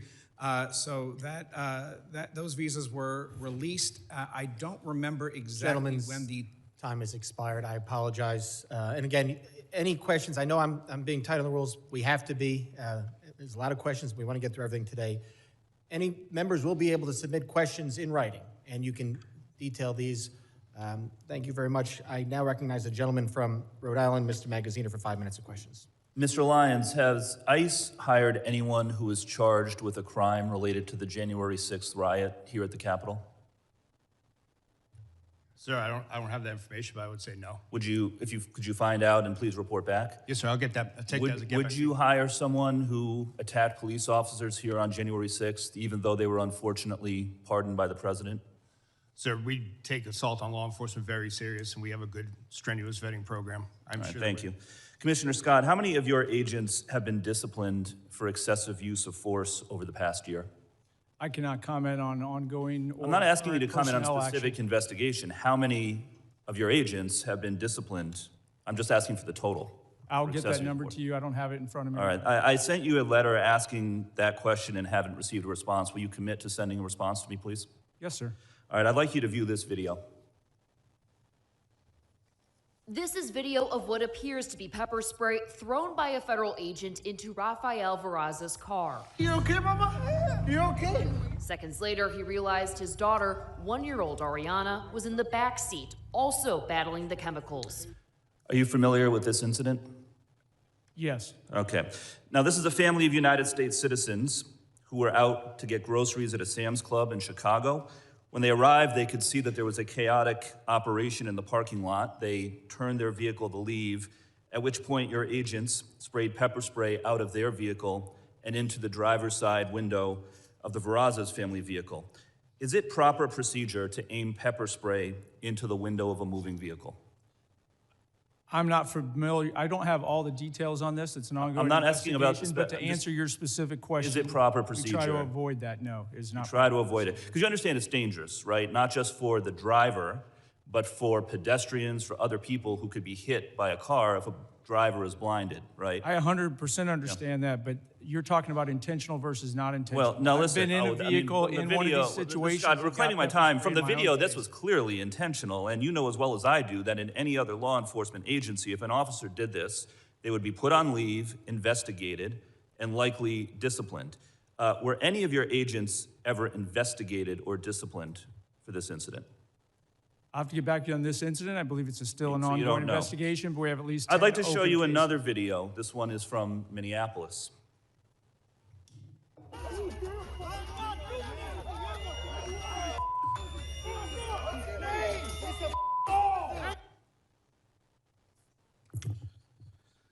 So as you can see, the agent sprayed pepper spray at close range directly into the face of an individual who had already been pinned to the ground by 3 other agents. And there's a picture of this behind me to give you a better view. Is this proper procedure for the use of pepper spray? I cannot comment on that because you're only showing one piece, and that subject Has is this clearly agent not been compliant. investigated? But this is not the intended use of this weapon, correct? The intended use is to try to avoid escalating. It's to de-escalate the All right. situation. And Well, get he was the already pinned to the individual ground by comply. 3 other agents. I think he had been de-escalated. Is there any investigation into this agent for doing this? I'll get back to you. There are several open investigations. All right, listen, there has been no accountability in your agency under the Trump administration. None. Your agency has repeatedly been caught on tape using unnecessary violence against civilians, and you can't even tell me if any of these agents have been investigated or disciplined. You are supposed to be making people safer, and instead, your agents are being unnecessarily violent. And that is why the Trump administration has lost the trust of the American people on immigration. Understand, it's not just the actions of the agents in the field, it is the lack of accountability from the top that has caused public trust to erode. And there need to be major reforms before we vote to give any of you any more funding.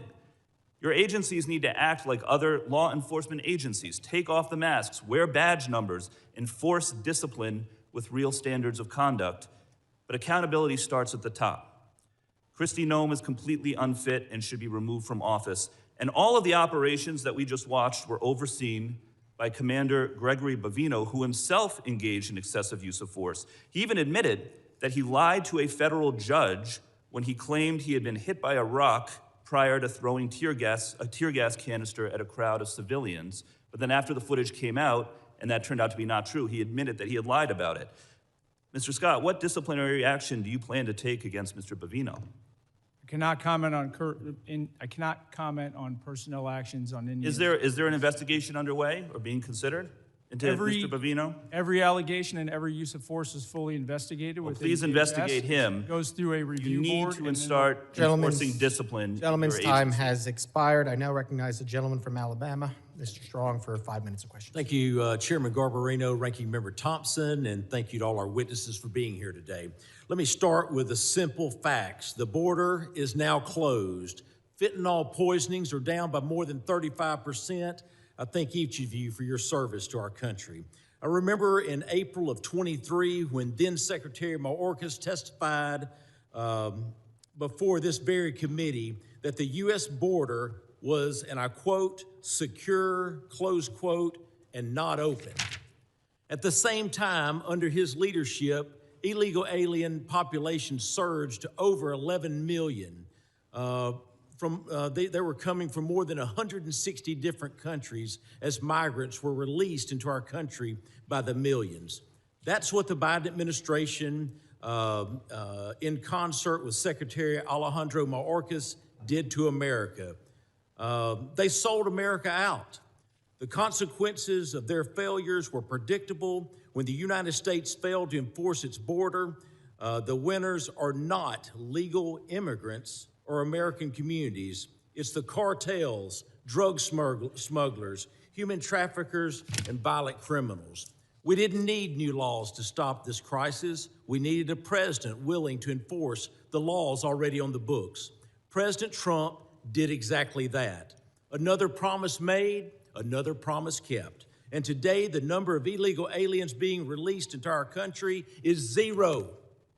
Zero. That's what it took a president to make the hard decisions. And America is better because of it. So my question is straightforward. Commissioner Scott, was Secretary Mayorkas telling the truth when he testified before this committee that the border was secure? Consistent with my prior testimony, no, he was not. As you stated earlier, the underlying immigration laws haven't fundamentally changed in decades. What has changed is how different administrations choose to enforce these laws, particularly during the previous administration. It was 100% orchestrated to allow illegal aliens to invade our country under the Biden administration. From an operational standpoint, how important is consistency and enforcement for deterrence and border control? It's extremely important, and we keep talking about immigration, but let me remind people, border security really is national security. The cartels use illegal immigration to literally overwhelm law enforcement at the border and bring in all kinds of other threats. It's the second wave that always is the most critical. The Interior Enforcement sent a message around the world that we're not going to just let you go. It took away the marketing ability of the cartels to get people to come to the border and overwhelm law enforcement.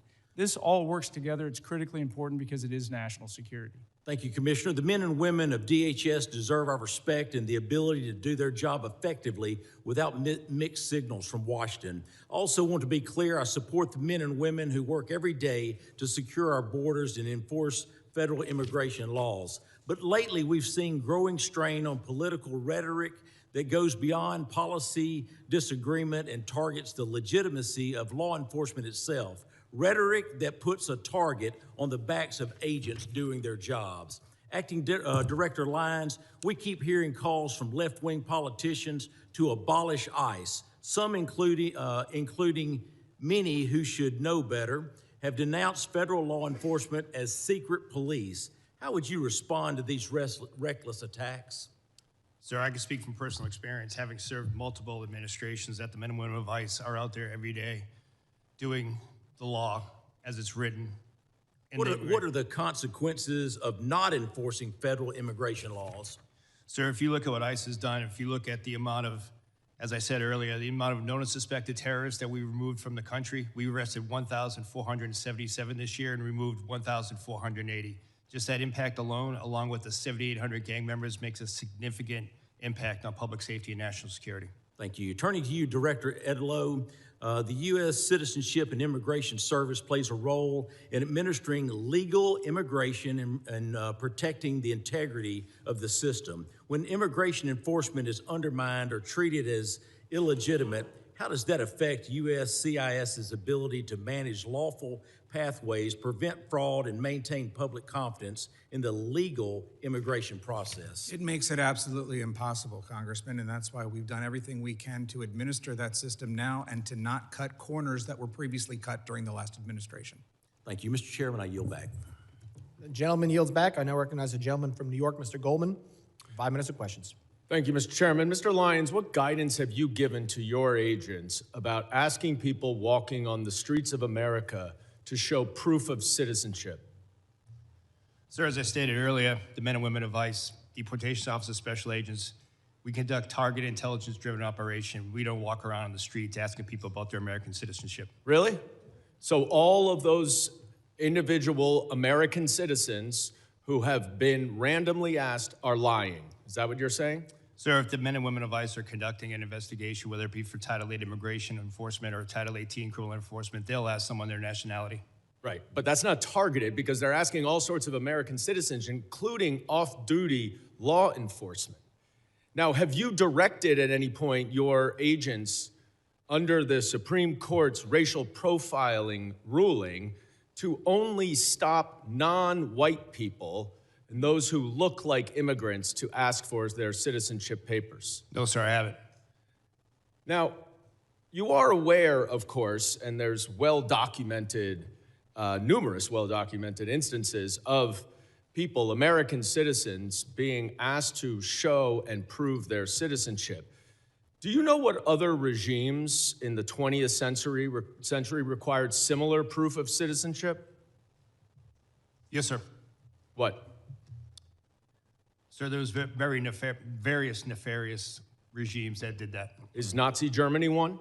Yes, but Is the Soviet Union one? I honestly, Sir, I'm asking the questions. Is the Soviet Union one? Yes, sir, but I totally, this is the wrong type of questioning you No, should ask me. I'll tell you what the wrong type But of actually, thing sir, is. Sir, is it's the my Holocaust time. Museum Reclaiming my time, sir. Independence. If you want to go see Reclaiming my Nazism, time, that's what Mr. it is. Chairman. It's not the men and women of ICE that are out there doing it every day. So to say that the men and women of ICE are Mr. Chairman, I'm reclaiming my time. I would like my wrong. time back, please.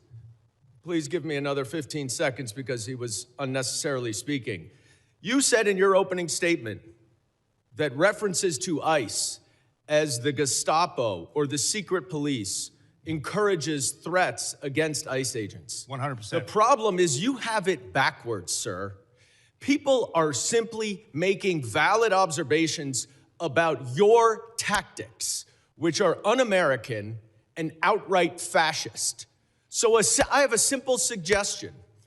If you don't want to be called a fascist regime or secret police, then stop acting like one. But people are simply just observing what they are seeing. And that's why people are making those comments. Now, I was a prosecutor for 10 years, prosecuted mob bosses, organized crime, violent criminals, the actual worst of the worst. Not a single criminal law enforcement agent that I worked with wore a mask to conceal their identity. But your department, which is a civil law enforcement agency, is defending the use of masks by your agents because of a so-called rise in threats and assaults against your officer. Now, you said in your opening testimony that assaults against ICE officers are up by more than 1,400%, which is now even more than the 1,300% that your gaslighting spokesperson, Tricia from Ohio, has recently been citing. But here's the problem. There are two separate, very detailed, very thorough investigative reports based on your own data that both conclude that assaults against ICE officers are up about 25%, which is far less, of course, than you assert and far less than you would expect from an agency that has more than doubled its hiring and has an even greater increase in arrests. Now, why is that a problem, Mr. Lyons? It's a problem because the explanation that your agents are wearing masks because of fear of assaults or doxing is outright bogus. You and your untrained, unqualified, unvetted, unidentified agents are intentionally terrorizing our cities and communities all over this country to avoid accountability for their excessive force and their lawless actions. That is why you're wearing masks, so no one can hold you accountable, and you know that the FBI is not going to, because notwithstanding all of the investigations all of you say are going on, the Department of Justice and the FBI has stated they are not investigating those two murders. This is not the America that I know and love. This is not the America my immigrants came to. And it's long past time that you rein in your out-of-control agency and start following the law and the Constitution, and I yield back. Gentleman's time has expired. I now recognize the gentleman from Arizona, Mr. Crane, for 5 minutes of questions. Thank you, Mr. Chairman. It's interesting being in this hearing today, where my Democrat colleagues continue to demonize ICE and Homeland Security. I think history and context are very important here. It's not lost on most of the American public that my Democrat colleagues actually caused this entire crisis with their open border policies that they all voted for, letting in close to 15 million illegal aliens. I also want to go through real quick some numbers of ICE deportations with other presidents who I believe both you, Mr. Scott, and you, Mr. Lyons, have worked for. Under President Clinton, 12 million illegal aliens were deported and removed from this country, some voluntary, some departures. No riots. Under President Bush, 2 million, no riots. Obama, who was often referred to as the deporter-in-chief, 5 million, including returns, no riots. President Trump in his first term, 2 million deported, no riots. President Biden, 4 million, including expulsions, varying by estimates, no riots. President Trump again this year, 625,000 with 2 million voluntary leaving through CBP Home app. Mr. Scott, can you explain why these other presidents that you work for, both Democrat and Republican, have deported far more people than this president and we've seen no riots? I would say it has a lot to do about rhetoric and misleading the American public about what's really going on and how important border security really is to this nation. Let's talk also about my Democrat colleagues and something they also supported, and that's these sanctuary cities. I think that's very important, and I don't think a lot of Americans really understand these sanctuary cities. Mr. Scott, Mr. Lyons, is it true that you would rather send your officers into a jail to get some of these illegal alien criminals? Is it safer for your agents and also the illegal alien criminal if your officers are able to go into a jail instead of having to go out and find them on the street? Mr. Lyons, I'll start with you. Yes, sir, it would be. You wouldn't see the amount of law enforcement officers involved in immigration operations. Right. How about you, Mr. Scott? I 100% agree with the director, and just as importantly, it would allow me to put more agents back on the border to prevent people from getting in here in the first place. Let's also talk about these riots. Mr. Scott, Mr. Lyons, do you guys remember any riots, when for some of these victims that were assaulted and victimized by illegal alien criminals like Nate Baker, Laken Riley, Fletcher Harris, Skylar Provenza, Ivory Smith? I've got a whole list of them. Do you remember any riots from our Democrats or their constituents when any of these American citizens were victimized by illegal alien criminals? No, sir. No, sir. Why do you think that is? Because that's the question that I get asked all the time. Congressman, why do the Democrats care more about illegal alien criminals than they care about these American citizens, many of them who are young, have their entire lives ahead of them, didn't show up to a protest, right, to obstruct federal law enforcement. They're just going about their daily lives and they get victimized by people who aren't supposed to be here. Why do you think they don't care about American citizens? I cannot speculate, but when I look at the chaos that it creates and the corrosive nature that it creates, I go beyond the politics of the United States and I look at our nation-state adversaries like Iran, Russia, and China and their influence on social media to keep this negative discourse going. And I think this is a much bigger issue than we're actually admitting that it is in here.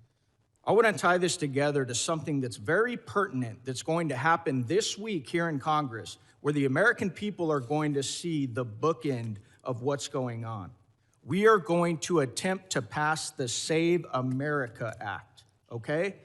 Which requires documentary proof of U.S. citizenship to register to vote. It imposes photo ID requirements to vote, and it penalizes officials who do not enforce these requirements. And you won't see most of these folks over here on the other side that are demonizing you guys right now. You will not see them support it. So they let millions and millions of illegal aliens into the country.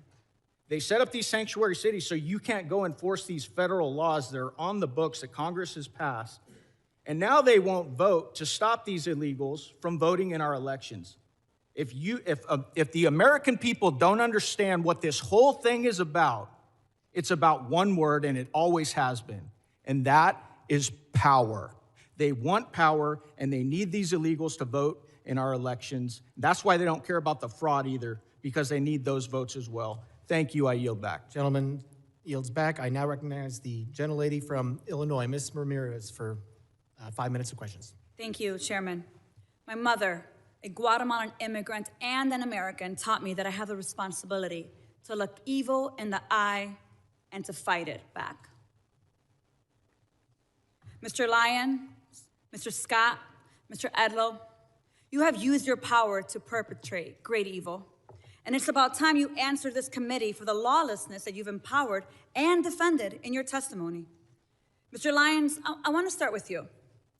And I want to talk about ICE.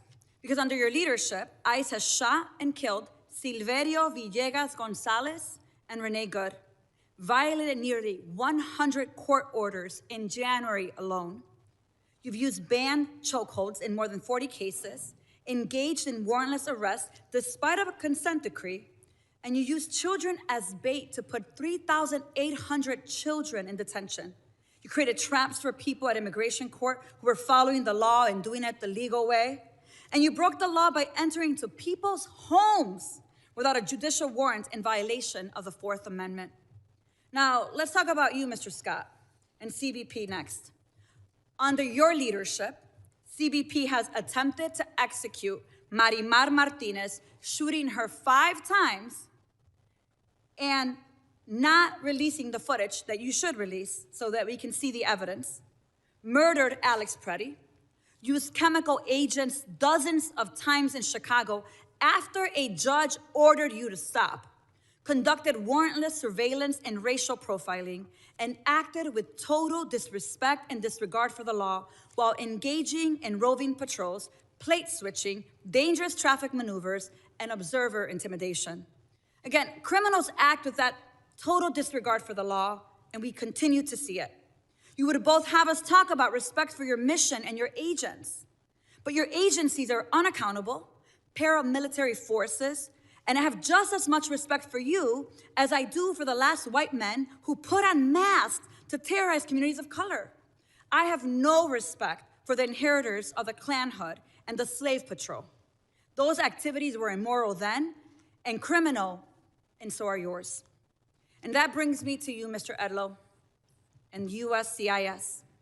Truly, USCIS is the most disappointing part of this whole panel for me. Mr. Edlow, let me ask you a question. Is USCIS's mission to uphold America's promise as a nation of welcome and possibility with fairness, integrity, and respect for all we serve? Yes or no? Is that the mission? Congresswoman, the mission is to administer the lawful immigration system. Okay, so let me move on. So it is not for the possibility of fairness, integrity, and respect. I get that. I want to tell you about Stephen, my constituent, Mr. Edlow. Stephen is a 14-year-old with autism who is seeking asylum. This child has spent 60 days in detention center after he was detained with his dad at a check-in. Let me ask you this. What kind of agency would strip asylum protections from children, even those with pending asylum claims, and deport minors without due process? You don't have to answer that. It's your agency, Mr. Edlow. You are doing that to Stephen, my constituent, an 8th grader. You have abandoned the mission and allowed USCIS to become a tool in DHS's abusive enforcement apparatus, Mr. Edlow. It is shameful to see what USCIS has become. As I've said before, DHS, ICE, and CBP, they're not really rogue. Congress designed DHS to violate our rights under the pretense of securing our safety. I'm gonna say it loud and clear, and I'm proud to stand by what I say. DHS cannot be reformed. It must be dismantled and something new must take its place. Because if we let DHS persist, it will continue to be a weapon that can be pointed at anyone the government considers the public enemy. And let me tell you, fascism always requires a public enemy. But the power of the people is stronger than the weapons they would wield against us. So Mr. Lyons, Mr. Scott, Mr. Edlow, you have weaponized the government. You have supported a fascist enterprise at the expense of our constitutional rights. You have violated the law. But let me remind you, you will not always be in power. One day, you will be held accountable for your role in this dark moment in America, in our nation's history. I guarantee it. And with that, Mr. Chairman, I yield back. Gentlelady yields back. As I said, the issues we're debating here are important, ones that members feel deeply about. While vigorous disagreement is part of the legislative process, members are reminded that we must adhere to established standards of decorum and debate. Witnesses are here today voluntarily, and I will continue to remind members that while oversight is important, aggressively attacking witnesses personally is inappropriate and not in keeping with the best traditions of our committee. And I now recognize the gentleman from Oklahoma, Mr. Burkeen, for 5 minutes of questions. Thank you, Mr. Chairman. Thank you to the witnesses. I want to start with a display over my shoulders.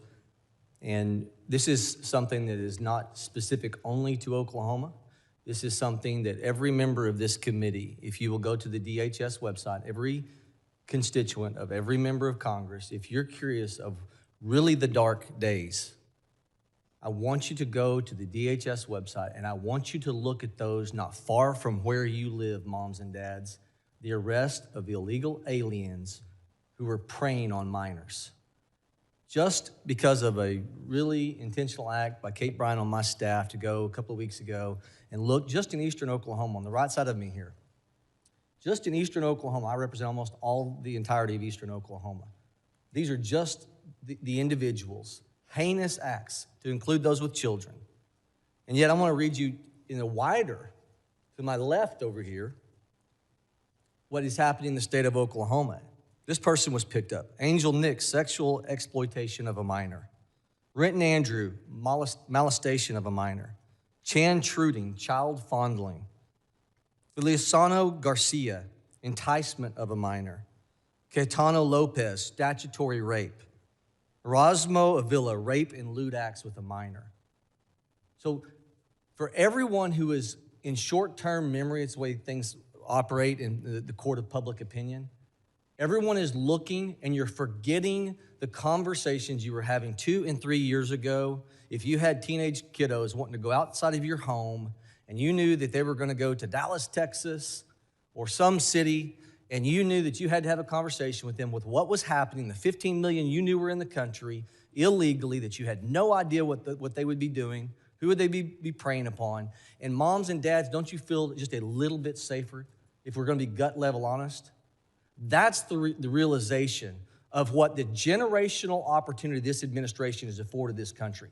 It's the ability to feel safe over the madness of opening the border for that 4-year period that allowed 15 million people. You don't know where they came from. You don't know their background. You don't know their history. And this that is occurring right now is designed to make sure we have law and order in this country. If you do not have law and order, you don't have prosperity. So to all those who are second-guessing the reactionary moments, to the law enforcement who have to respond in real time, The quarterback who's questioned Monday morning because he's facing a 300-pound defensive lineman. It's easy to do that. But law enforcement walks out of their home every day and is faced with life or death questions. And we have to understand they are the ones who are affording us the opportunity for our children to feel safe against these that are in your backyard. It's not just in the north. It's not just in Minneapolis. It's not just in Minnesota. They're in every state in the country. Go to the Department of Homeland Security website and Google your area and look at who's being picked up in your backyard. That's how we recenter this conversation to truth. I want your children protected. I am grateful for this president who wants your children protected and an administration. The same playbook is happening now to create chaos and take the eye off the real goal, which is to secure our communities, to get back to a place of safety. Mr. Lyons, can you describe, because of not allowing these people to stay in jails, these sanctuary cities are letting them go, thousands released from jail because they will not cooperate with ICE. And when ICE tries to execute a detainer, ask him to hold a criminal illegal alien for potential deportation, how is this compared with other non-sanctuary city regions in the country? Sir, it's night and day. With the jurisdictions that we do have cooperation, we're able to take that individual in a safe, secure environment. Not only is it a safe, secure environment for the officers and agents, but it's also for the individual and the community, because we only need 1 to 2 officers to make that arrest, where now we're historically 5 or 6, we need up to 15. From what you've seen in terms of protests in Minnesota and elsewhere, do you get the sense these agitators are trying to provoke your agents into reactions? Yes, sir. Can you expound upon that? We've seen multiple times, and unfortunately we saw like the shooting in Dallas, where agitated groups use apps to identify the location of ICE officers, sometimes prior to even the law enforcement action begins, and sometimes using those apps put the officers, and as well as other federal agencies and local agencies with them, in danger because it exposes the fact of where a law enforcement operation is happening. Mr. Scott, can you describe how the 300,000 children, the UACs, unaccompanied minors, that we're trying to find them, how these protests are stopping us from being able to recover those? Gentleman will respond in writing to that question. I now recognize the gentleman from New York, Mr. Kennedy, for 5 minutes. Thank you. Mr. Lyons, your written testimony today does not make one single mention of Renee Nicole Good or Alex Preddy. Not one.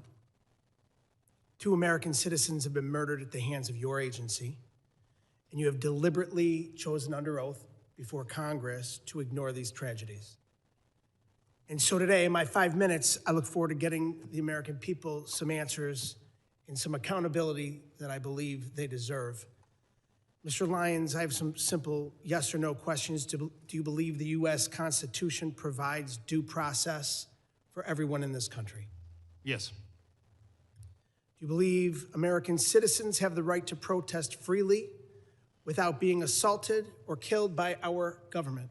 Yes. Do you believe there should be an independent investigation when an innocent person is killed by a law enforcement agency in this country? Yes. Do you believe your agency has a legal obligation to follow court orders? Yes.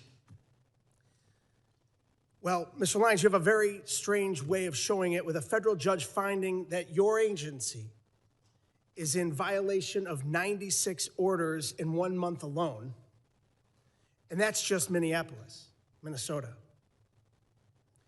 This administration and the agencies represented before us have shown a complete and utter disregard for the law and the Constitution.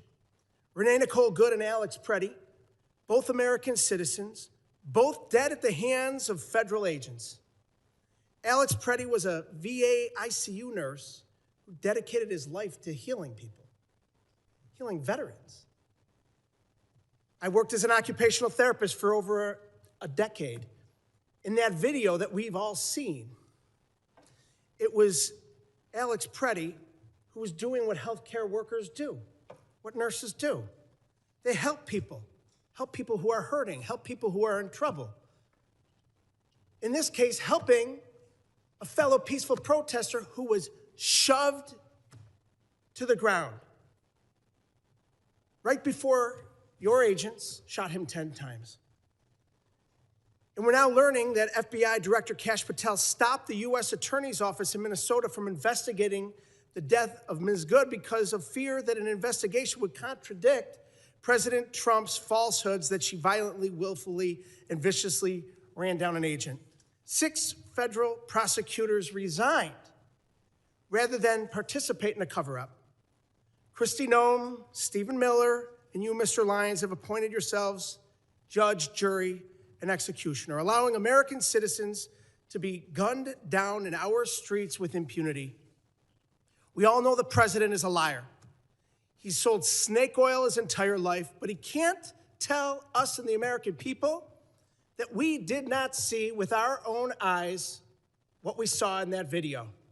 2 Americans shot dead in cold blood. The American people aren't stupid like he thinks we are.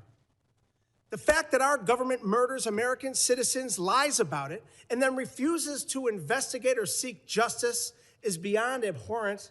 It's un-American. Mr. Lyons, in America, we shouldn't have secret police. We shouldn't have masked government agents executing citizens in the streets. The Constitution does not give your agency the right to hide their faces while they kill Americans.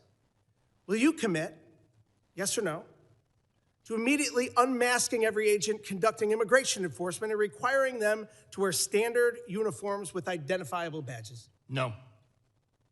Well, it's a sad response. Your answer is completely unacceptable. People who are proud of what they do aren't hiding their identity. We're a nation of laws, and you, your boss, Secretary Noem, and Donald Trump are not above the law. The American people are angry, and they're demanding accountability and justice from those giving the orders. Mr. Lyons, yes or no, do you believe that Secretary Noem should resign? I'm not going to comment on that, sir. So you're going to look the families of Renee Nicole Good and Alex Preddy in the eye and tell them Secretary Noem should keep her job after their loved ones were killed? Sir, the loss of any life is unacceptable. In the heart, my heart, prayers and thoughts go out to anyone who tragically losing his life, especially a child, since I've suffered personal loss in my life. But I'm not going to comment on an ongoing investigation. Well, Mr. Lyons, the American people are watching. Your unwillingness to demand accountability from your own leadership speaks volumes. 2 American citizens Gentleman's are dead. time is expired. The American people deserve Gentleman's accountability. time is expired. Members are reminded that we must adhere to established standards of decorum. In debate, it is a clear violation of the rules of the House to make statements that might be personally offensive to the President or the Vice President of the United States. I now recognize the gentlelady from South Carolina, Ms. Biggs, for 5 minutes of questions. Thank you, Chairman Garbarino, and thank you to our witnesses. A big thank you for what you do each and every day to secure our border and to carry out the will of the American people. You know, this Trump administration and the CBP and ICE, they've done a stellar job of securing our border. And we can just look at the numbers, they tell the facts. Crossings are down from a high of over 300,000 a month under President Biden to around 10,000 a month under President Trump. However, the lax border policies of the Democrats have flooded our country with tens of millions of illegal immigrants. This invasion was facilitated by sanctuary cities. Most cities will hand over criminal aliens with a deportation order to ICE, but sanctuary cities refuse to do so, often releasing them back into the public around our communities, our children, and making it unsafe. Cities like Minneapolis pick and choose which laws they want to enforce, and by doing that, they place our federal law enforcement in danger, forcing ICE agents to make arrests out in public, something that could be avoided if sanctuary cities simply cooperated with the federal law. At the same time, radical leftists have stirred hysteria over routine immigration enforcement, calling immigration officers the secret police and even the Gestapo. Let me be very clear. This rhetoric has consequences. Between 2024 and 2025, we saw a more than 16,000% increase in threats of assault against immigration officers. and over 8,000% spike in death threats targeting those who enforce our laws. In Minnesota alone, there have been over 60 threats and 20 assaults to ICE officers. Just think about that if you were going to work every day and had to deal with that. Sanctuary cities, they choose criminals over citizens. My bill, the Mobilizing Against Sanctuary Cities Act, would cut off every single federal dollar to any city that helps illegals instead of law enforcement. Mr. Lyons, my question is to you. Why should taxpayers fund far-left politicians who put your agents at risk? Ma'am, unfortunately, what we've seen over and over is just the fact that there's so much rhetoric out there against the work the men and women of ICE have done. Again, going back in my career, this is my second decade, multiple administrations, and it's never been like this. And the actual public safety impact that the men and women of ICE do every day is significant, and it should still be true for all 50 states. Thank you. So I want to take it a little closer to home. What's happening in my district, the 3rd District of South Carolina, it should alarm every single individual. These are real crimes committed by individuals illegally in our country, right here in our communities, confirmed by the Department of Homeland Security. We heard a little bit from my colleagues earlier. So let me just give you a few of the worst. Vehicular homicide, child cruelty and indecent exposure, armed robbery, assaulting a police officer with a weapon, and making terrorist threats, and I could go on and on. We're also seeing convictions for drug trafficking, burglary, forgery, repeated illegal re-entry, and more, and this is what I consider chaos. And it's the direct result of open border policies that put American lives at risk. But amid all of this, we're seeing true heroes step up. Our federal immigration officers are on the front lines of securing safety and prosperity for us and for our children. They've been given a difficult task, but they are up to the job and certainly meeting the demands. We stand behind our immigration officers and their historic mission to restore the rule of law to the United States. And right here at home, our local law enforcement is rising to meet the challenge, and I'm very grateful to them. So just look at Anderson County Sheriff's Department, which you'll see in the photo behind me, which recently seized 180 pounds of cocaine. That's 180 pounds of deadly drugs that will never reach our streets, thanks to the courage and commitment. So I just want to say thank you, and I'm grateful for the job that you do. Gentlelady yields back. I now recognize the gentlelady from New Jersey, Ms. McIver, for 5 minutes of questions. Thank you, Mr. Chairman and Ranking Member. Mr. Lyons, as the senior official lead in ICE enforcement, much of today's scrutiny falls on you, and it should. We have seen repeatedly that Republicans, Trump administration, its DHS, and your agency will do absolutely anything to avoid answering for your actions. When I showed up to inspect Delaney Hall, a private prison that you contract with, ICE tried not to give us an oversight tour. Then, instead of taking accountability for ICE's attempts to keep us from seeing this facility's conditions to know if people's basic rights were being upheld, this administration is doing all they can to try to put me in prison for 17 years. When ICE shot and killed Renee Good, Kristi Noem called her a domestic terrorist. When Alex Preddy, you all tried to tell us he was threatening officers with a gun, but all we saw was a phone. This administration's clear lies fell apart, not because someone had a come to Jesus moment, but because we saw these murders from every angle. You are only here because public outrage has become so unavoidable. You are here, Mr. Lyons, because white people are getting shot in the face and chest when the cameras are rolling. Because now my Republican colleagues care about optics. But when Keith Porter Jr., a Black American citizen, a son, a father, and a man loved by many was killed by an off-duty ICE agent on New Year's Eve, there were no hearings. So this is for him today. In my district, Jean Wilson Brutus, a Haitian immigrant, a beloved family man, died within 24 hours of being in ICE custody. He is just one of more than 30 people who have died in ICE custody last year. This is for all of them. Every human being your rogue, out-of-control agency has hurt, hunted down, imprisoned, killed, and continue to hold hostage even after they have agreed to be deported. We know this administration doesn't care about protecting people or sparing lives. We all see so plainly what you are doing, what you have been doing to Black and brown folks, immigrants, people silenced in the shadows, now in broad daylight to people peacefully rejecting your cruel agenda in the streets, which is their right to do. This is the despicable but predictable result of an agency that laughs at oversight, receives billions to deploy lethal force on our neighborhoods, and seems to believe that they are above the law and should be without accountability. This administration believes it can act first, explain later, or hell, never explain at all, as we see here today. You all seem to think you are the highest power who decides which people deserve dignity, protection, due process, but you are wrong.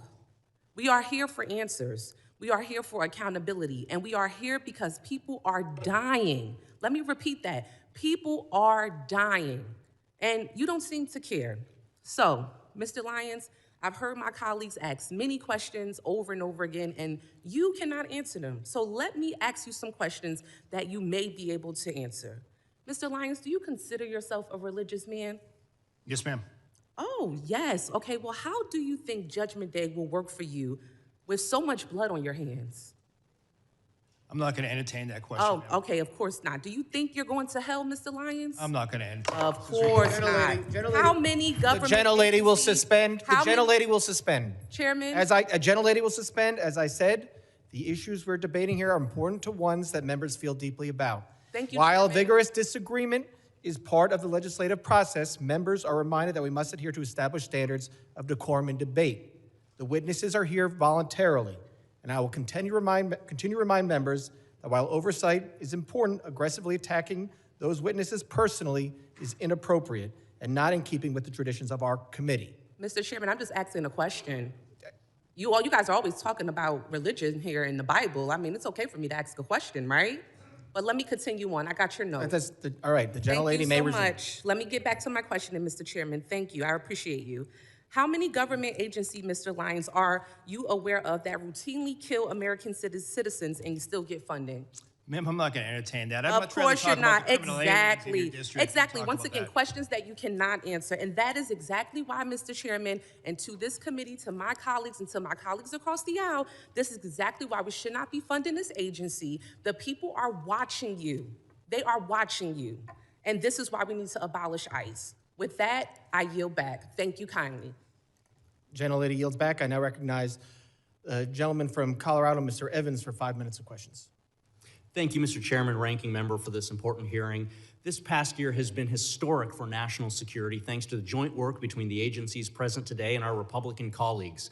The Big Beautiful Bill unlocked billions of dollars to finally secure the border and deliver much-needed support for law enforcement officials who keep us safe every day, slashing things like the scourge of overdose deaths that claimed approximately 400,000 lives under the previous administration, and this is despite increasing violence against federal officers, which has been inspired by fear-mongering from the Democrats.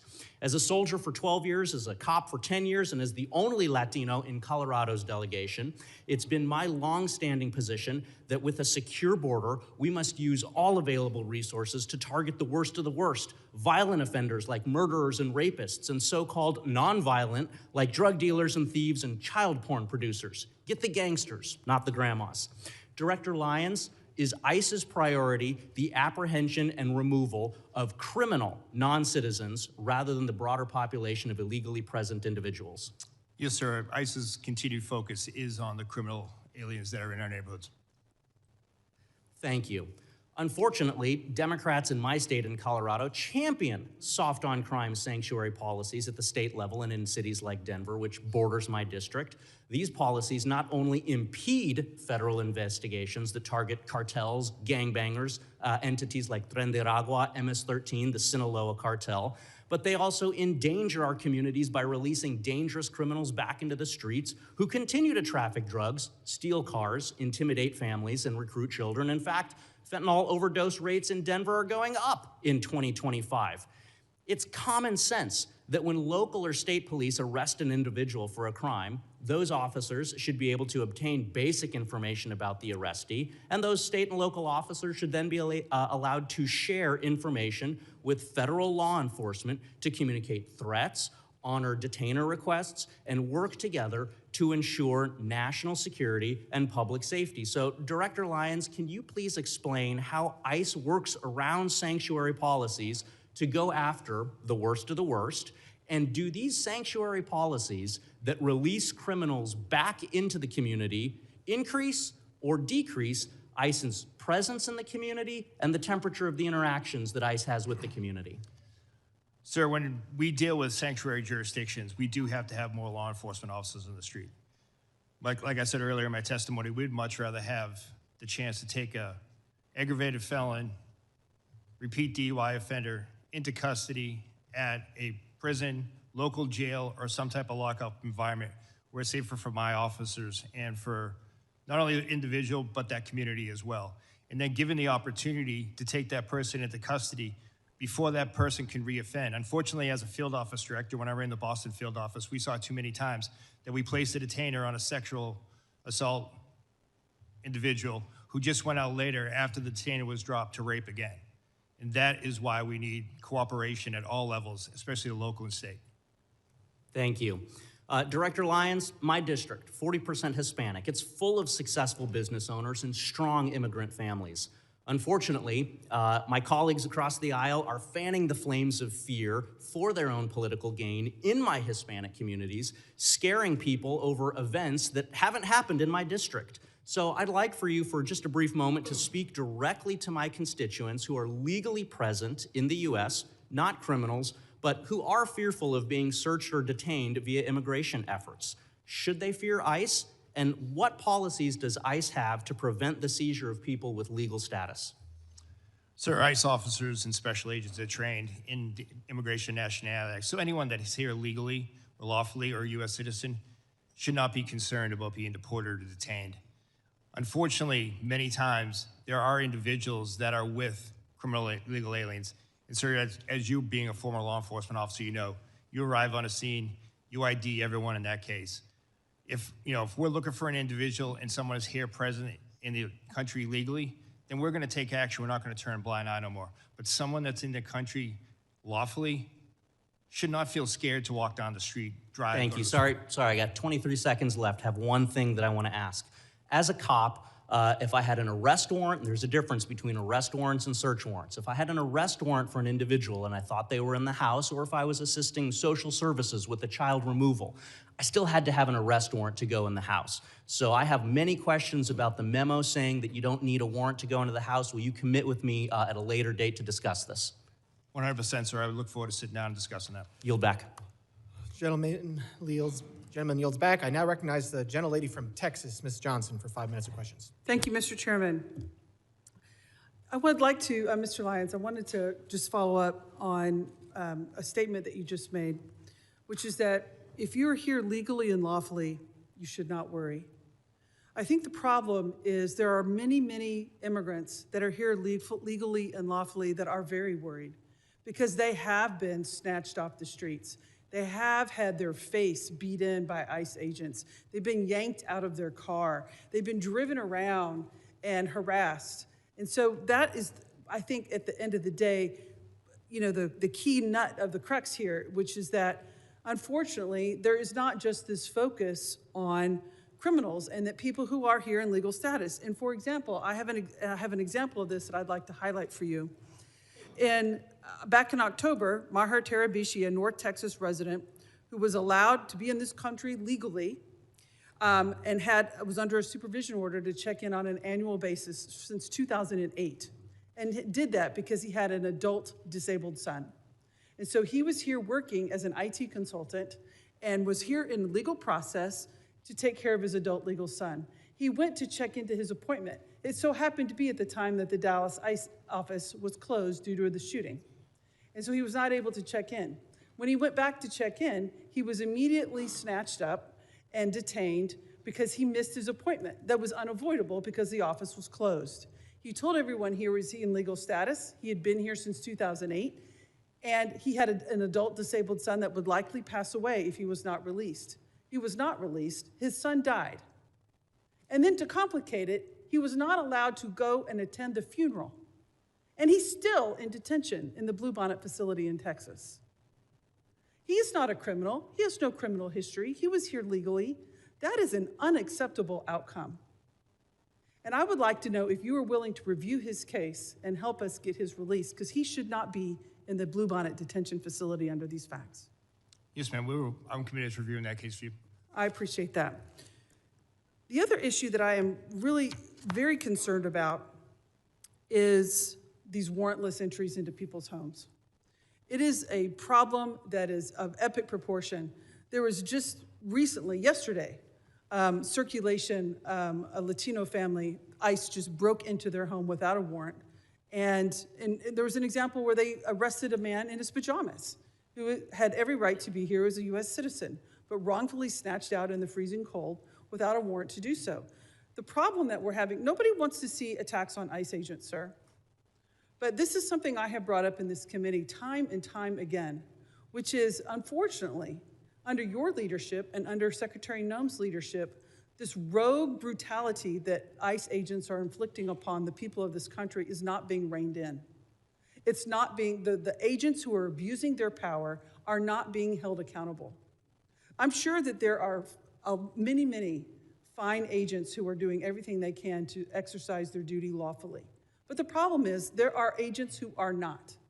And the power that they have has gone to their head, and they use that power unconstitutionally in violation of many people's direct constitutional rights. And what you're seeing in this country is the fact that your agency, it's not stopping. And rather than saying, yes, we're gonna take steps to keep these people who are abusing their power and who are terrorizing citizens of this country wrongfully, that we're gonna hold them accountable, rather than well, that's what we wanna see. You're doubling down on that we're only going after criminals, which is in your own comments. You said that you had 397, I think that's right, 379,000 arrests, but only 8,700 of them were suspected gang members or known suspected terrorists. That's 2%.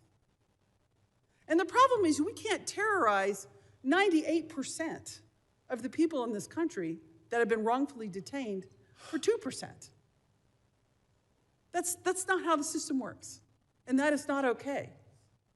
And so we have to do a better job. And so what procedures are you putting in place to hold agents accountable who clearly have a hot trigger and who clearly abuse their authority because someone has a phone and a whistle?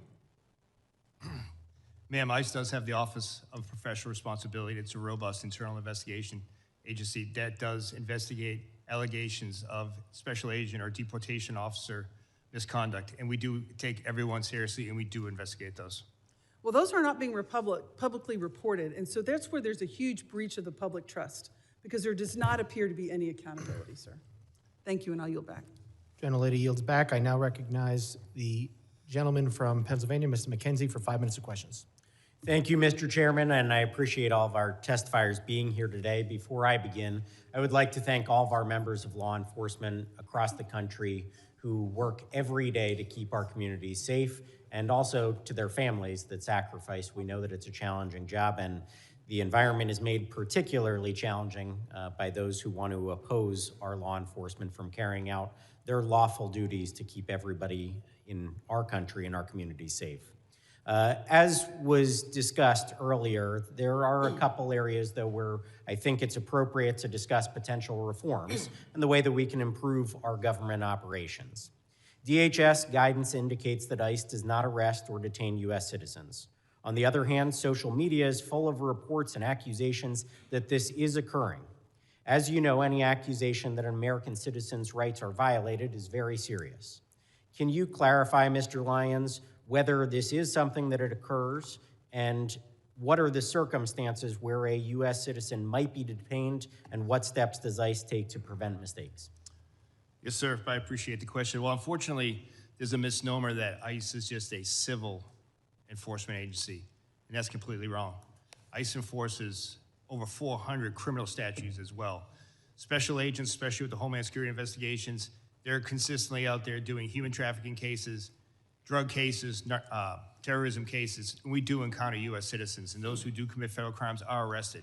But under Title VIII, no U.S. citizen is subject to civil immigration enforcement, and that just doesn't happen.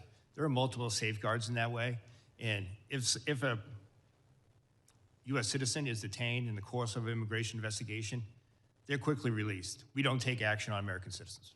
If it does occur where a U.S. citizen is detained during the course of another investigation, how is that documented and conveyed to the public about the fact that this did occur and what the circumstances around that were? So, sir, if you say it's a separate investigation, if it comes to a criminal case, obviously a lot of those are under seal or ongoing investigations. We won't expose that. But we're transparent in the case when it comes to any U.S. citizens that's detained in any law enforcement operations that's subsequently arrested.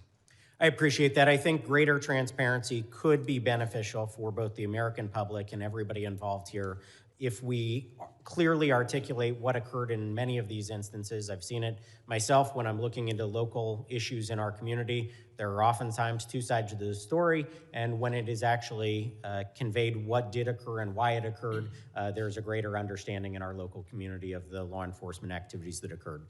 The second thing I would like to hit on is jurisdictions, which are sometimes referred to sanctuary cities. Not a clear definition, as we all know, but local authorities in our community. We have Northampton County, which does not honor ICE detainer requests for 48 hours and properly convey to ICE and law enforcement about the release of that individual, when that may occur, or even during that detainer period, allow ICE to come onto their property to make an arrest in a secure facility. Obviously, that leaves our community in a vulnerable position.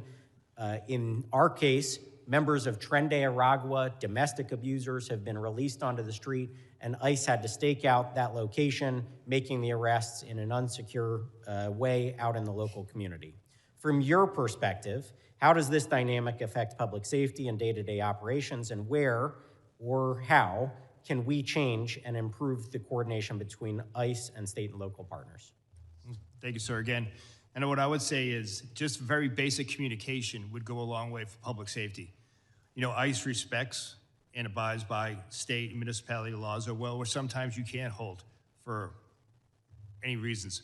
But a simple phone call to let us know that that individual is going to be released, or if that individual is released, sharing that biographical data with us will go a long way.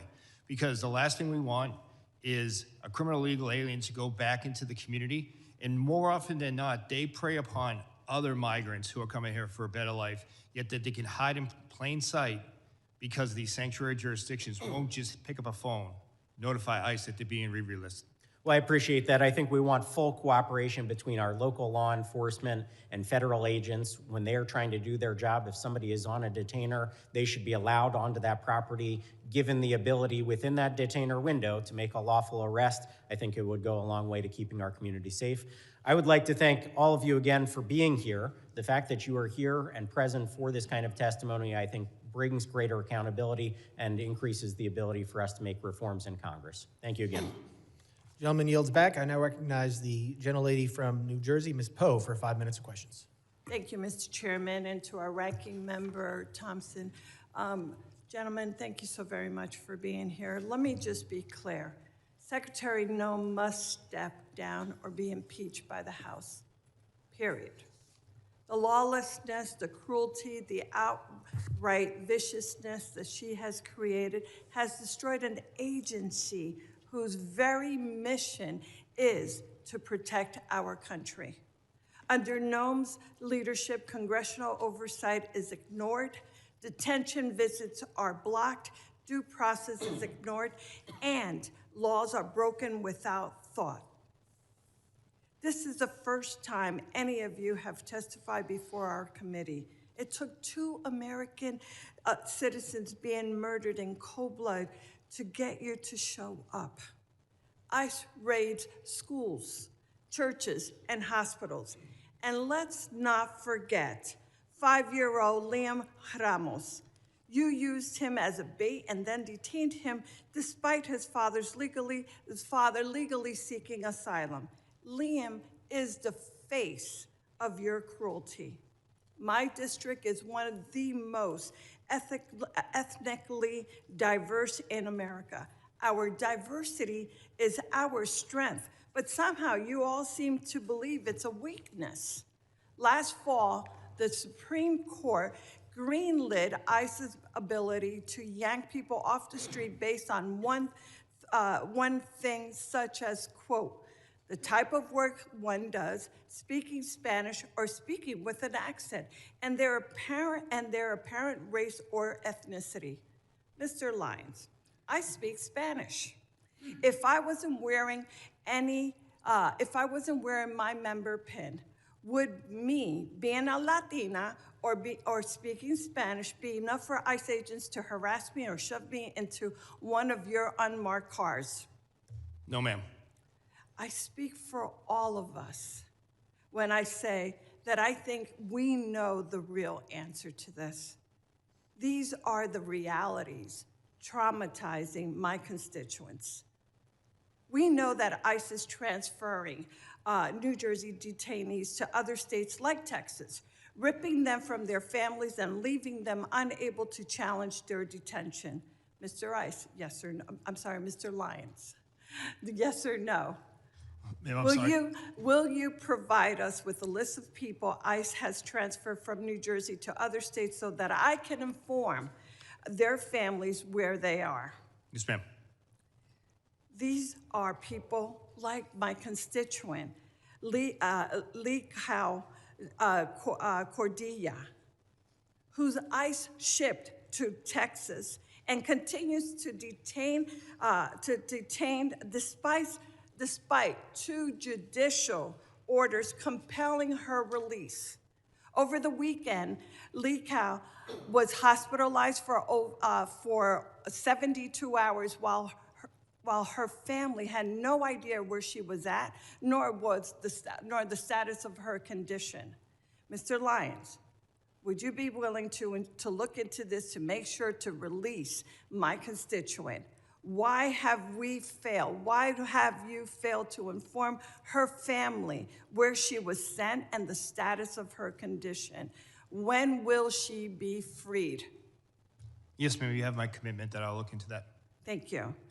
Now soon, Mr. Lyons and all of you, my district will host the World Cup matches and hundreds of thousands of visitors will come.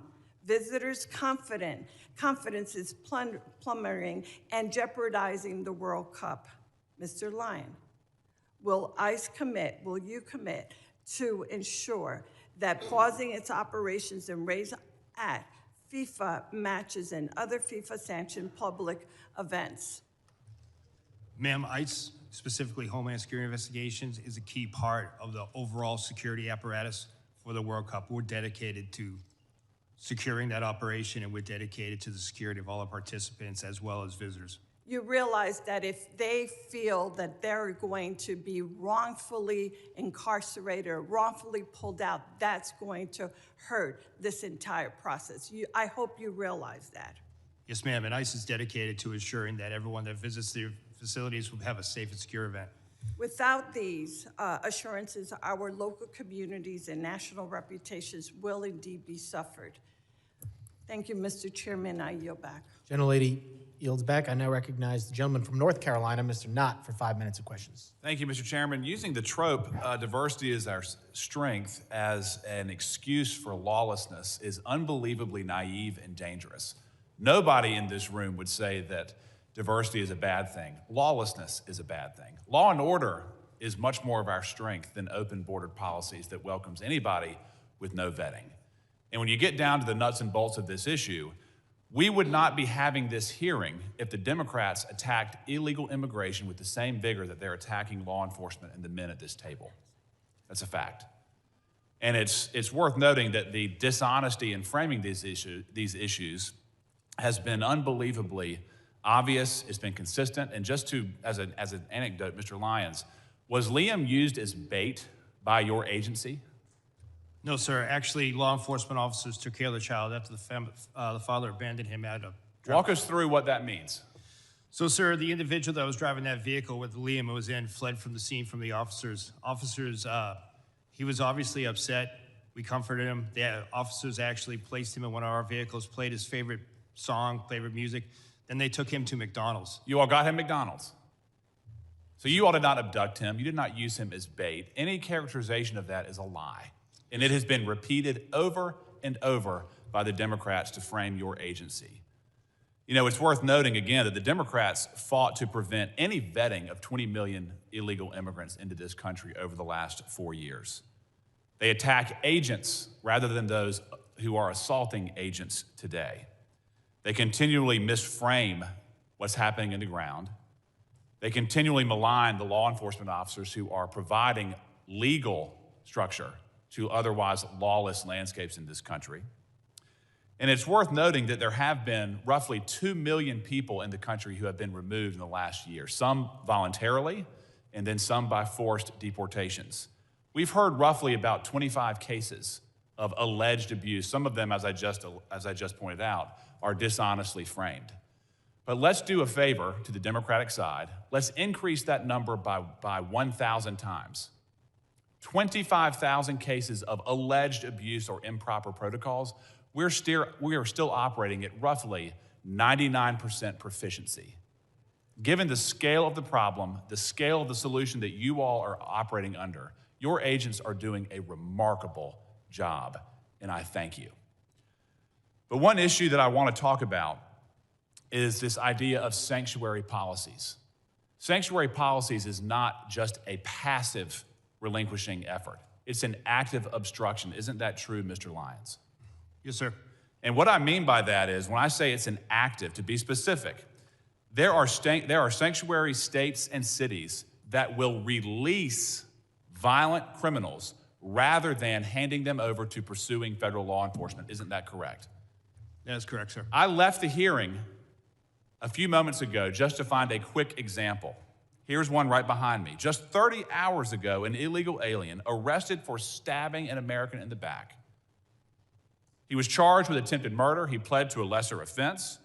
The feds wanted him, sought a detainer, and then rather than hold him for your agent's pickup, he was released back into the streets of Maryland. That is not an unusual action from local hostile law enforcement, is it, Mr. Lyons? No, sir, that's what we face every day. So we've heard the Democrats complain that we're not getting the worst of the worst, but their sanctuary jurisdictions that control roughly 40% of this country's population will actively release sex predators, drug dealers, violent offenders, rather than hand them over to you for deportation. And these are people who are already in custody. Am I correct, Mr. Lyons? Yes, sir. The individuals were already deemed a public safety threat by local or state law enforcement. And then when they get a federal detainer, they will release them on the street rather than turn them over for deportation. Yes, sir. It's disgusting. Mr. Scott, I want to talk to you briefly. I'm running out of time. How many cities does your agency operate in? We operate nationwide. Why is it that there is so much tension in Minneapolis, St. Paul right now? Because paid agitators are actively trying to stop law enforcement action. Without that, you wouldn't even have any idea most of these arrests were taking place. In many parts of the country, local law enforcement assists your efforts to bring legal structure to these lawless areas. Isn't that correct? That's correct. And when order is maintained, you can do your job peacefully, correct? Correct. And all we've ever asked is for law enforcement to do their job, not necessarily. In Minneapolis, St. Paul, local law enforcement in some cases have been prohibited from maintaining order so you can do your job. Isn't that correct? Correct. Gentleman's time is I yield expired. back. Thank you. I now recognize a gentleman from Virginia, Mr. Walkinshaw, for 5 minutes. Thank you, Mr. Chairman. Director Lyons, your opening statement referenced the importance of protecting children, and I'm glad to hear your commitment to that. I want to focus on one of President Trump's mass deportation policies that the experts say harms children: child detention. In this administration, under your watch, ICE has booked nearly 4,000 children, and 1,000 of them have been held longer than the court-ordered 20-day limit. Recently, ProPublica obtained handwritten letters and drawings from children detained by ICE. These are letters from children describing what it feels like and what it does to them when the government locks them up. This is Ariana. She's 14 years old, detained for 45 days. Since I got to this center, all I feel is sadness and mostly depression. This is Mia, 7 years old. I don't want to be in this place. I want to go to my school. This is Scarlett, 17 years old. I feel very bored and overwhelmed because I am locked up. This is Gabby, 14 years old. I feel so much sadness and depression of not being able to leave. This is Maria, 9 years old. Me and Dilly am not happy. Please get me out of here. This is a 12-year-old going to the doctor, and the only thing they tell me is drink more water. The water here is what makes people sick. And this one got me, Mr. Lyons, because this is a 5-year-old, Luis Annie. My son's 5. He can't write many words, but he can communicate through drawings like this. This is a picture of Luis Annie's family. And you might be able to see that none of the faces are smiling. Child detention is not required by law. You know that. It's not the only option available, and it's not effective. We know that community-based alternatives can ensure compliance with proceedings without traumatizing these children. Yet, you continue to detain and hold children for weeks or months, depriving them of school, stability, leaving them afraid, sick, and confused. And one of the key reasons for your mass detention, including the detention of Liam and his father, is to pressure people to give up their legal opportunities and pathways to remaining in the United States. Liam's father was following the rules, following the legal process with a valid claim. Let me be clear. No child, not Liam Ramos, not Gabby, or any of these children should be used as pawns in Stephen Miller's sick and twisted Great Replacement agenda. Mr. Lyons, in 2025, the British Journal of Psychiatry analyzed all of the data on the impact of immigration detention on children's health.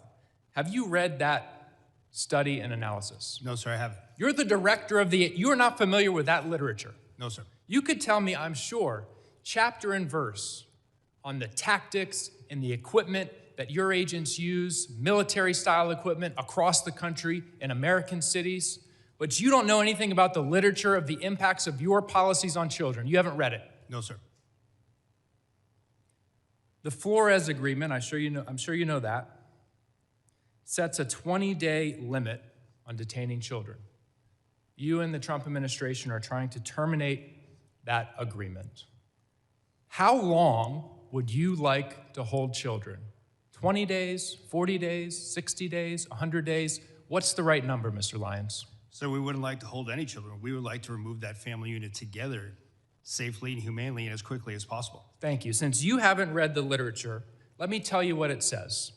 Detention harms children. No period. No period. Not 20, 40, 75 days that you're holding children can be deemed safe. All detention of children has adverse impacts and is profoundly detrimental. Your policies are profoundly detrimental to children. I yield back. Gentleman yields back. I now recognize the gentleman from California, Mr. Fong, for 5 minutes of questions. Thank you, Mr. Chairman. Thank you all for those who are here testifying. I want to thank you to you and your teams and your personnel for what you do. Commissioner Scott, you mentioned in your testimony, national security cannot exist without effective border security. Couldn't agree more. Everyone on your teams are doing tremendous work under difficult conditions, and I want to thank you all. I do want to ask and dive in a little deeper as a Californian on the dangers and the consequences of these sanctuary policies. Director Lyons, I was in the state legislature in 2017 when sanctuary state policies were put in California. I opposed SB 54 because at the time, and everything has proven to be true, it was outlined that the impact on ICE and Border Patrol agents was that there would be reduced information and access. Agents would be conducting higher risk enforcement operations, and that there would be operational constraints when it comes to limiting cooperation between state and local law enforcement. I wanted to get your perspective, Director Lyons, and I'll go to you, Commissioner Scott, as well. Can you give specifics on how these sanctuary state policies impact your operations in real time compared to non-sanctuary operations? Well, sir, for ICE, what I would I'll refer back to what we talked about earlier in my testimony, the fact that when state or local or county agencies don't cooperate with Immigration and Customs Enforcement, it forces us to go back out to the community, which we don't want to do. It also increases the number of assets we have to put towards that arrest. Like I said earlier, I would much rather send 1 or 2 agents or officers to make that arrest in a safe, secure location rather than being out in the street. It's safer for everyone involved. And before I go to you, Commissioner Scott, and answer, I just want to let everyone know, in California, and I think it was just reported a couple days ago, there were currently 33,179 illegal aliens in the custody of California jurisdictions with active detainers. The crimes of these aliens include 399 homicides, 3,313 assaults, 3,171 burglaries, 1,011 robberies, 8,380 dangerous drug offenses, 1,984 weapon offenses, and 1,293 sexual predatory offenses. These are the real-world consequences, isn't that right, Commissioner Scott? When we don't have cooperation, they're released into the community? Those are exactly the consequences. And I would just add, California specific, they went above and beyond everybody else. I mean, in a negative way. They prohibited state and locals when they saw a crime taking place in front of them from sharing that information with us. San Diego, for example, right after that law was passed, a highway patrol pulled over a U-Haul van, and it was a smuggling event, probably a human trafficking event. A Border Patrol agent just happened to roll up on it and found out, luckily, but that highway patrol was disciplined and actually investigated internally, and that sent a chilling effect across the entire state of California, that not only can you not actively help us, you couldn't even pass information to us in a normal course of duties. Border security law enforcement's a team sport. We need to be working together, not against each other. Now, can you explain what would have happened, and I think you alluded to it, but what would have happened prior to that if there was local and state coordination with federal law enforcement? On a daily basis, especially along the southwest border, and let's not forget, and the coast, because we have boats coming in, when a state or local agency would see illegal activity that they could take action on, and then they saw a federal crime, they would contact us. It happened all the time, and that completely ceased to exist when SB 54 was passed. And these crimes, of course, as you mentioned before, if you go into specifics, I mean, this is trafficking, both humans and drugs. This is rape, assaults. I mean, anything. You're telling me that if any of those crimes occurred, if right now in California, if someone witnessed it, if a state law enforcement or local law enforcement witnessed these crimes being committed, they could not notify you. They have some felony exceptions, but in most cases, you don't know until you start asking questions if it's just a smuggling event or a human trafficking event. Until you actually pop the trunk of the vehicle or the back of the car, you don't know what commodity is back there, if it's people or something else. It put a chilling effect beyond the actual written language on any kind of cooperation in the state. Well, I want to thank you for that. Yes, there were some exceptions when it comes to felonies, but someone who lives in California and was there for the discussion and debate, everything we warned about when it came to sanctuary state policies and the consequences to our community and the consequences to public safety, they have come true. And that is sad and unfortunate, and we need to undo those policies. So I want to thank you all for your leadership and testimony and your work. Thank you, and Mr. Chairman, I'll yield back. Gentleman yields back. I now recognize the gentleman from Louisiana, Mr. Carter, for 5 minutes of questions. Mr. Chairman, thank you very much. And to our witnesses, thank you for being here. What we've heard today and seen play out in the streets of this nation for the past year, straight out of the Trump administration's fascist playbook. Cheat, murder, lie about it, practice the art of mass distraction.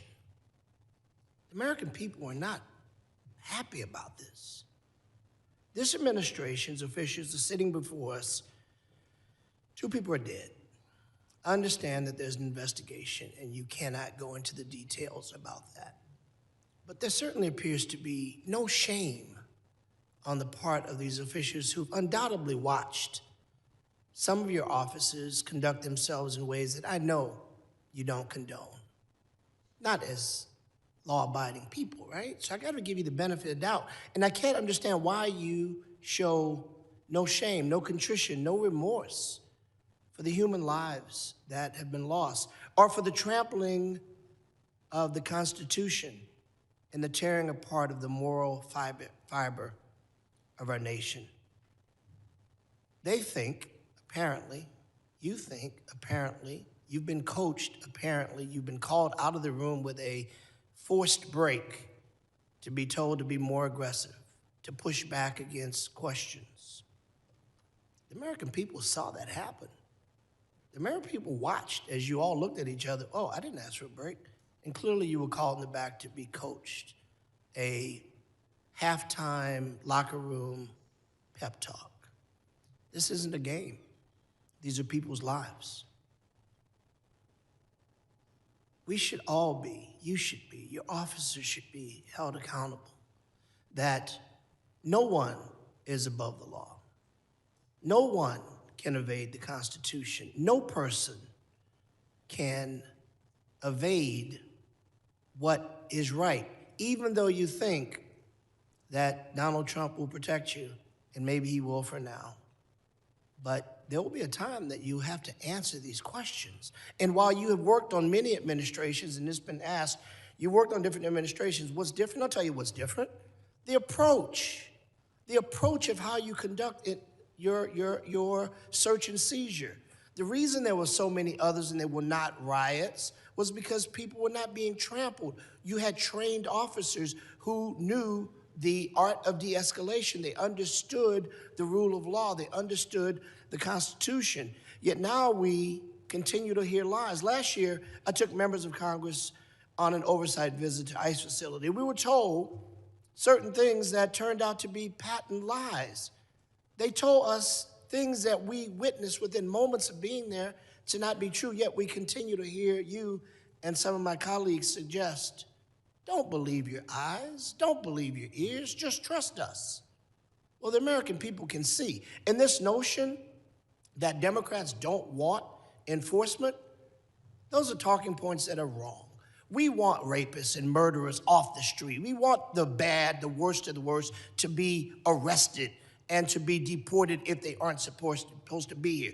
What we don't want is citizens running down the street being chased by ICE agents, people being shot on the streets by rogue officers who are in fact American citizens. What we don't want is to see people like Ms. Good or Mr. Preti simply doing what we often say, if you see something, say something. We don't want to see people dying on the streets. So let me ask you a quick question. Mr. Lyons, has ICE ever detained an American citizen such as they are not free to leave, whether it is on the sidewalk, the street, or thrown into the back of an ICE vehicle because they looked or sounded a certain way, even though they said they were American citizens? Yes or no, quickly, I only get 38 seconds. No, sir. That's never happened before. That we've arrested one? No, sir. We've detained individuals to verify identity, but we haven't arrested or deported. No, sir. Detain, arrest. Check it out. It's yes, sir. The same thing. Right. All right. What does an undocumented person look like or sound like? Does it look like Mr. Garbarino?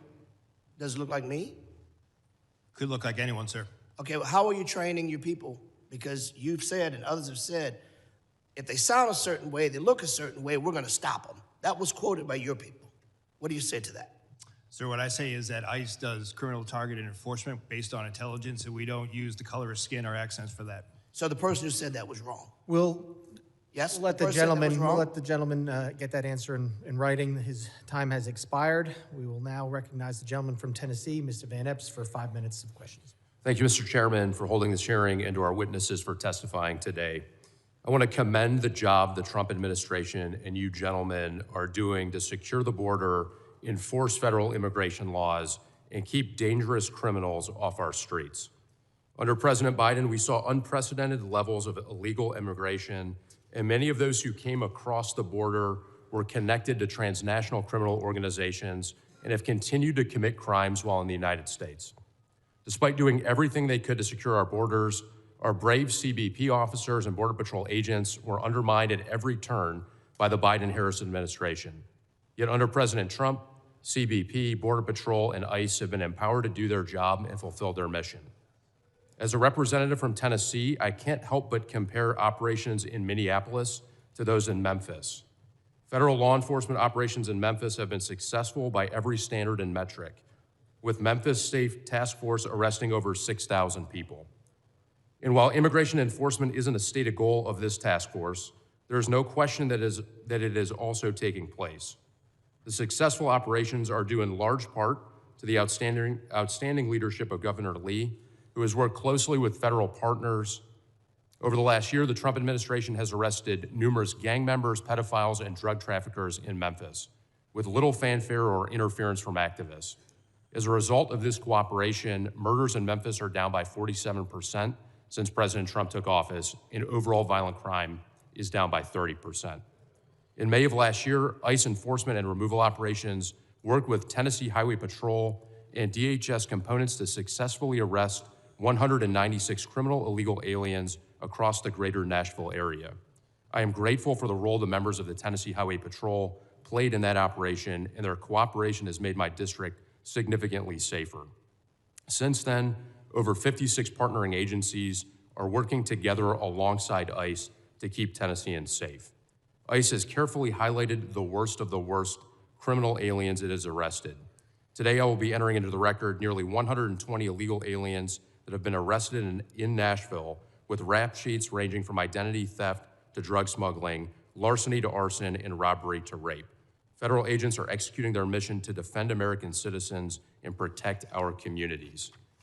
The major challenge we've seen in Minneapolis and similar cities are directly caused by sanctuary city policies and the refusal of local leaders to enforce the law, preventing local law enforcement from working with ICE. This leaves ICE and others unsupported, having to manage protesters and domestic friction in addition to their actual mission of enforcing immigration law. Local law enforcement is crucial to facilitate the mission. Director Lyons, contrast ICE's experience in Minneapolis with other cities around the country, including Memphis and others, that have agreements to work with ICE. What can successful partnerships with local law enforcement and other partners look like? Sir, thank you. I would say that Memphis is a prime example, and I have to give credit to the U.S. Marshal Service that's leading that operation. Homeland Security investigation agents are out there every day with the men and women of Tennessee Highway Patrol, Memphis Police Department, and the reduction in crime has been significant. But if you look across the country, almost in every state, we do have cooperative jurisdictions. If you look at Texas, we have outstanding cooperation. You don't see any riots or anything like that. You see side-by-side law enforcement working together as it would be. If you look at the state of Florida, state of Oklahoma, state of Louisiana, all across the nation, we do have that. And what it is public safety. Thank you. Next, I want to commend the Trump administration for locking down our southern border. A year ago, it was a highway for illegal aliens and illicit materials. Today, it is secure and closed. Commissioner Scott, as Congress and the Trump administration enabled DHS to secure the southern border, how are cartels and other criminal organizations adapting to effective border enforcement? They're going to continue to push back. I think some of it is in these protests, because if we can shut down interior enforcement, that allows them to basically market their goods, if you will, to smuggle people in. And they need those people to be distractions, because without it, they have to start digging $1 million tunnels, Without it, they have to spend a bunch of money on drones, which we're countering. Without it, they have to go out into the ocean where they stick out like a sore thumb, and we're increasing our radars on the West Coast and increasing our air coverage. Basically, it affects their bottom line, and it makes it harder and harder for them to bring their poison and anybody that wants to threaten this country that's willing to pay them here. Thank you. Mr. Chairman, I move to submit for the record a list of DHS worst of the worst in Tennessee, 3 quotes from Tennessee's 7 sheriffs supporting ICE, and 5 news articles germane to the hearing in Tennessee. Mr. I yield back. Without objection. Gentleman yields back. And I recognize the gentleman from Texas, Mr. Green, for 5 minutes of questions. Thank you, Mr. Sorry, Mr. Chairman. Can you hear me now? Is it? The microphone right there. Well, will you give me a moment to get a bit closer, please? Thank you, Mr. Chairman, and I say it sincerely. I believe this is a most valuable hearing, and I'm honored that the ranking member would be here with us to accommodate us, as is the case with you. Mr. Lyons, is it true that you have a criminal justice degree, a bachelor's degree in criminal justice? Yes, sir, it is. Is it also true that you have a master's degree in criminal justice leadership? Yes, I do. And would you, as a professional with 2 degrees in criminal justice, indicate to us that if an officer commits murder, that officer should be prosecuted? Sir, any law enforcement misconduct needs to be investigated and prosecuted.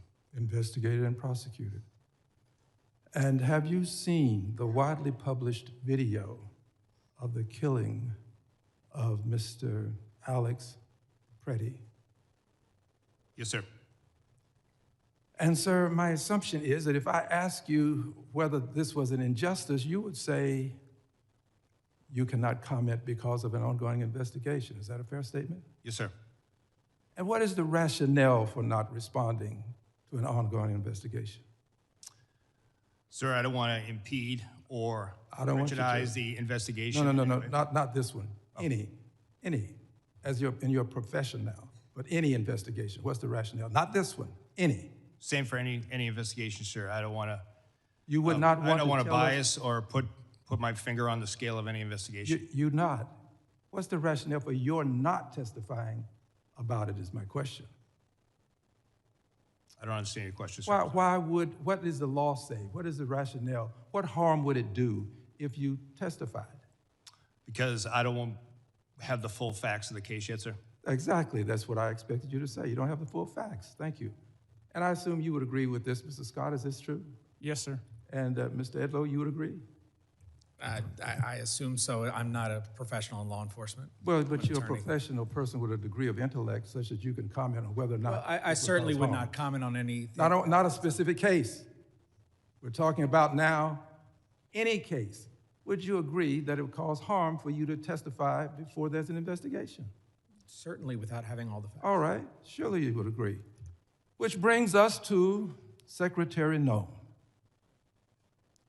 Secretary Nome accused Mr. Preddy of brandishing a firearm while wishing to inflict harm on the officers. Secretary Nome. Same rules that apply to you apply to Secretary Nome. Accused this gentleman, Mr. Preddy, of brandishing a firearm.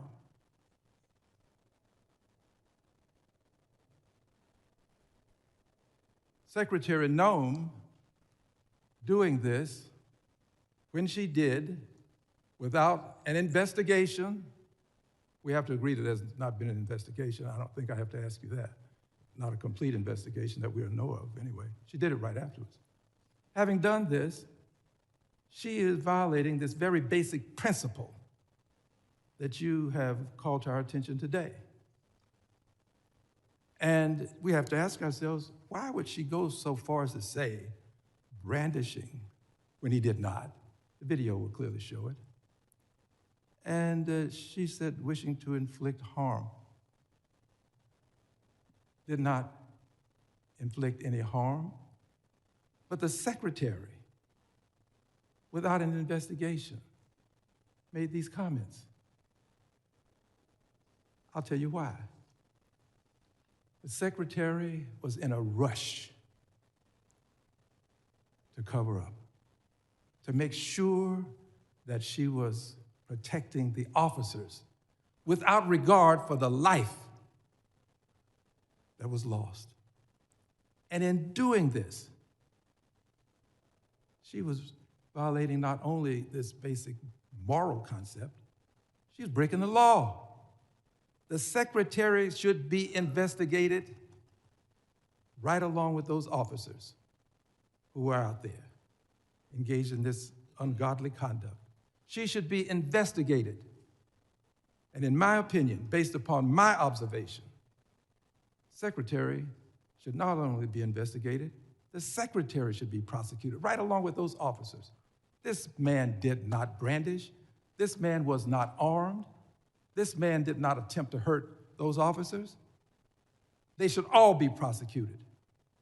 And you, persons associated with the Trump Gentleman's administration, time say lock her up. I say lock her up. Gentleman's time has expired. I now recognize the ranking member for UCs. That's correct, Mr. Chair. Mr. Chairman, I ask unanimous consent to insert two statements for the record. One submitted by the Refugee Council USA and the other from the Baptist Joint Committee on Religious Liberty. Without objection. Mr. Chairman, on behalf of Ms. Ramirez, I ask unanimous consent to include in the record three articles. One, a Chicago Sun-Times article describing how U.S. Border Patrol has separated a family. Number two, an ABC 7 Chicago article that describes how ISIS warrantless arrest in Chicago has been ruled unlawful by a federal judge. And third, a ProPublica article documenting how immigration agents are using banned chokeholds and other moves that can cut off breathing. Without objection. Mr. Chairman, I ask unanimous consent to insert in the record the following articles. A CBS News article that states that contrary to the administration's claim, only 14% of those arrested by ICE had violent criminal records. An NPR story about a DHS memo that says ICE can enter people's home without a judicial warrant, which has alarmed members on both sides of the aisle. An article from the Marshall Project that alleges that there are thousands of kids in detention, many for longer than the court-prescribed limit. An article from the Independent about a sick 5-year-old, Lame Ramos, asking for his mom in a detention center, which rebuts testimony we heard today that ICE was taking good care of him. A report from the Center for Election Innovation and Research updated this month that found that non-citizen voting is rare and allegations of the practice are a result of misunderstandings or fabrication. An article from the AP which highlights that federal authorities are monitoring and tracking individuals who criticize immigration enforcement operation. A report from the Brennan Center titled, ICE Wants to Go After the Sinners as Well as Immigrants. A report from The Guardian that describes the terrible condition in ICE facilities and that ICE denied urgent medical care to a 10-year-old. Without objection. I want to thank, Gentleman yields back. I want to thank the members, or the witnesses for being here tonight, and all the members for their questions. Members of the committee may have some additional questions for the witnesses, and we ask that the witnesses to respond to these in writing. Pursuant to Committee Rule 7E, the hearing record will be held open for 10 days. I want to let the audience know that please still be seated while the witnesses and their teams leave. Without objection, this committee stands adjourned.